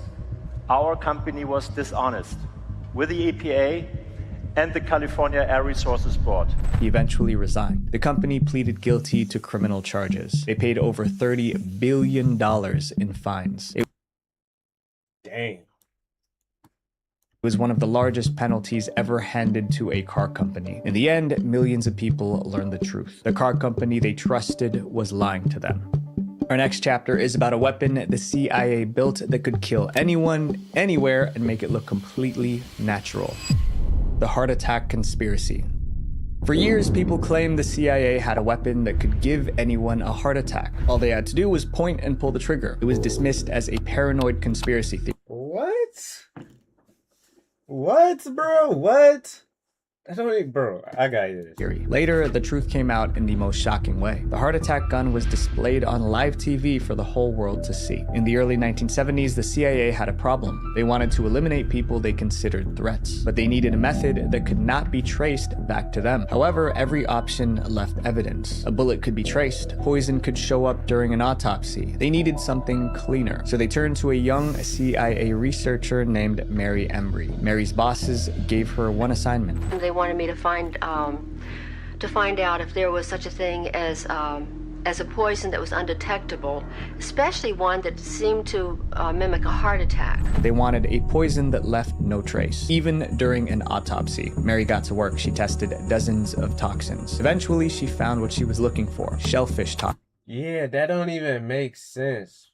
It's like the Death Note, but a gun, and you could just aim it at anyone in the visual sight. Yo, I wonder if a Death Note is actually possible. Nah, but like, I don't know. Hey, the future holds a lot of things. In concentrated doses, it could shut down the human heart. And even better for the CIA, it could disappear from the body. The CIA took Mary's discovery and built a weapon around it. They froze the toxin into a tiny dart made of ice. Then they loaded that dart into a modified pistol. The gun made almost no sound when fired. When the dart hit someone, it felt like an insect bite. Most people would ignore that sensation. But inside the body, the damage would start instantly. The dart would melt, releasing the shellfish toxin into the bloodstream. The victim would experience a massive heart attack, and that would be the end. When doctors performed an autopsy, they would find no strange substances, just a tiny red dot where the dart entered the skin. Nobody would think much of it. The death would be listed as natural causes. The CIA now had an untraceable weapon, and they could take out anyone they wanted. It's not clear how many times the heart attack gun was used, but one thing is certain: the CIA stockpiled large amounts of shellfish toxins and hid them in a lab.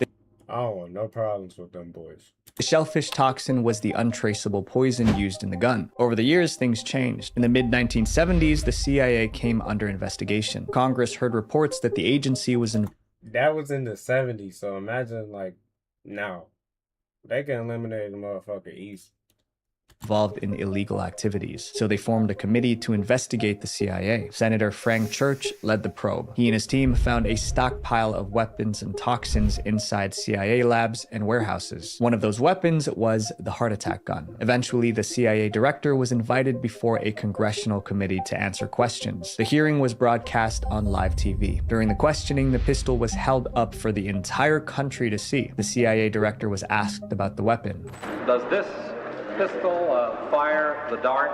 Yes, it does, Mr. Chairman, and a special one was developed. The country was shocked, and conspiracy theories were thrilled. There it was, proof that the CIA developed an illegal, untraceable assassination weapon. But one question has never been answered. Was it ever actually used successfully? The CIA never said, and they likely never will. Our next chapter raises a question. How much of what the news tells you is actually true? The CIA news conspiracy. The news is supposed to tell the truth, but people believe the government was secretly controlling the news that people heard, and they believe that certain journalists were actually government agents hired to push certain narratives and bury others. Whoa. What? The government called it a conspiracy theory, but evidence began to show. It started with a student organization. In February 1967, it was revealed that the largest student group in the US was funded and run by the CIA. On the surface, the group looked independent. It presented itself as a friendly voice for young Americans. But behind the scenes, the CIA was quietly paying it to spread government propaganda to students. The agency also used students as spies. They were told to collect information from foreigners and pass it back to the CIA. The New York Times put the story on the front page. This revelation encouraged reporters to dig deeper. They wanted to find all the ways the CIA was secretly influencing the public, and then they stumbled onto something much bigger than they expected. In 1975, the New York Times suspected that some news reporters were secretly working with the CIA. When they investigated, they found out they were right. They discovered the CIA had a network of journalists inside major American newspapers and TV networks. The head of the CIA was called before Congress to answer for it. He admitted part of it was true. We do have people who submit pieces to American journals. Some journalists also admitted that the CIA contacted them to spread certain stories. We had been contacted by the CIA. As a matter of fact, by the time I became the head of the whole News and Public Affairs operation in 1954, the ships had been established. Congress identified over 50 active journalists on the CIA payroll, but the actual number was much larger. In 1977, another investigation revealed that over 400 American journalists carried out assignments for the CIA over a period of 25 years. These weren't small-time writers. They were evening news anchors, award-winning reporters, and Pulitzer Prize winners, people who ordinary Americans trusted deeply. CIA documents also revealed the agency could plant fake stories in foreign newspapers, and those same stories could be picked up by American media and reported it as real news. This would mean that the CIA could manipulate. But who actually believes, like, the aliens, bro? They're like, bro, I don't believe that shit. The news in the United States. I believe there are aliens, but however, alien signal, everyone will talk about that. By channeling it through some foreign country. The CIA was essentially writing the news. It was such a big scandal that the president got involved. In 1977, a presidential order banned the CIA from using journalists. The message to the public was clear. It was over. It would not happen again. But not everyone believed that. Almost 20 years passed. In February 1996, a new CIA director appeared before a Senate committee. He was there to discuss threats to U.S. information systems. A senator asked him a direct question. Would the CIA promise to never recruit journalists again? The CIA director could not say yes. Instead, he gave an answer with a loophole. The policy says that we will not use journalists except under American journalists, except under very, very rare circumstances. That meant the CIA could still recruit reporters to shape the news, as long as they felt it was justified. It's a disturbing reality, especially because the news could be lying to you right now. Our next chapter is about a poison that every single American was breathing and almost Hey, that's too damn bad. I don't watch the news. no one knew. The Ethel Conspiracy. In the 1950s, a scientist made a disturbing discovery. The average American had massive amounts of lead inside their body. Some people thought it was normal, but the scientist felt something far more dangerous was happening. He believed giant corporations were knowingly polluting air with toxic lead. But when he tried warning the public, those billion-dollar companies tried to ruin his life. The story began in the 1920s. Car companies discovered that adding lead to gasoline made engines run smoother. They called the new leaded gas ethyl. Car owners loved it. Selling ethyl was incredibly profitable, but there was a serious problem. Lead was toxic. In fact, lead was so toxic that workers in the leaded gas factories suffered hallucinations. Some even passed away from lead poisoning. Lead particles could spread through the air. Simply breathing too much could make people very sick. But the companies did not want to stop producing leaded gasoline. The business was making far too much money, so they refused to accept that lead was poisoning workers. They knew that it was harmful. They tried to say that that didn't matter. They tried to blame the workers who got sick in their factories. There was an even bigger issue. Cars using leaded gasoline released fumes that contained the lead. Those fumes dissolved into the air, and anyone who breathed that air also breathed in tiny amounts of lead. The car companies knew this could scare the public, so they tried to control the narrative. They wanted Americans to believe lead was safe. To do that, they hired scientists to defend lead. These scientists told the public that lead was naturally found inside the human body. They claimed that this proved it was safe. Yo, look at American food ingredients. The shit is so whack and the shit is so processed that we need a petition that we shouldn't have that many ingredients. And microplastics. It's like America want to see their people die. Look at high price of living. It's because it's high quality, but like it's a high cost of living. Bad food. You know, Americans are clowned on for their diet. And most of America is obese.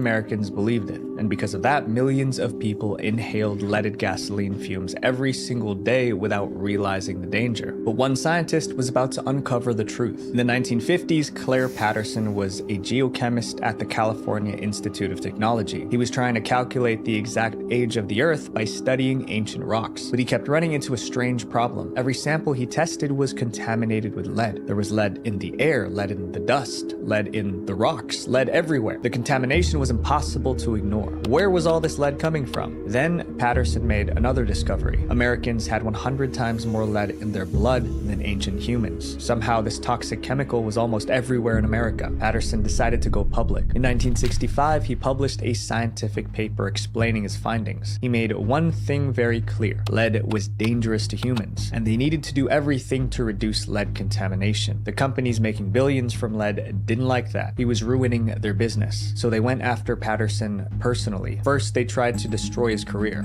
Eventually, a VP of an oil company who's a trustee at Caltech calls the president and asks for him to be fired. Patterson's research funding was cut off. He was blocked from government meetings where environmental decisions were made. Patterson was smeared in the media. They painted him as a conspiracy theorist spreading science fiction. At the same time, the companies hired scientists to travel around the country claiming lead was harmless. For a while, it seemed they won. But they still wanted Patterson on their side, so the lead industry offered him research funding if he stopped criticizing them. It was basically a bribe, but Patterson refused to back down. He kept collecting evidence, he kept speaking out, and eventually Patterson got his moment. In 1966, Patterson testified before the US Senate. He arrived with overwhelming evidence. He showed the Senate the data from ancient ice cores. He explained how the ice from thousands of years ago was completely clean, while modern snow was 200% more toxic. He explained how lead damaged the human brain and nervous system, and how it caused learning disabilities in children and violent behavior in adults. Again and again, Patterson proved that lead pollution was man-made, and it was poisoning everyone from factory workers to school kids. His conclusion was clear. The amount of lead in the air skyrocketed after leaded gasoline was introduced. This time, the government listened. They began restricting leaded gasoline. By 1996, the use of leaded gasoline for vehicles was banned in the US, and the results were impossible to ignore. After the ban, lead levels in Americans' blood dropped by 78%. The companies profiting from leaded gasoline knew the dangers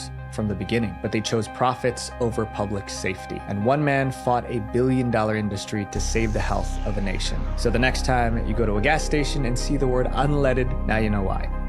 My friend. W. Should we play a game? Should we play a game? Cause nah, I ain't gonna lie. That's crazy. Those are conspiracy theories that turned out to be true. Part 2 or part 1? I think they both are the same video. But actually, 3-hour stream. It's fair enough. Anyways, y'all boys, we gonna actually play. We gonna have a World Cup segment tomorrow. Gaming stream. And reacts, and a little mukbang section. I'm gonna get up with y'all boys. Thank you so much for tuning in to today's stream. For everyone who actually watched, it's great, man. Thank you guys.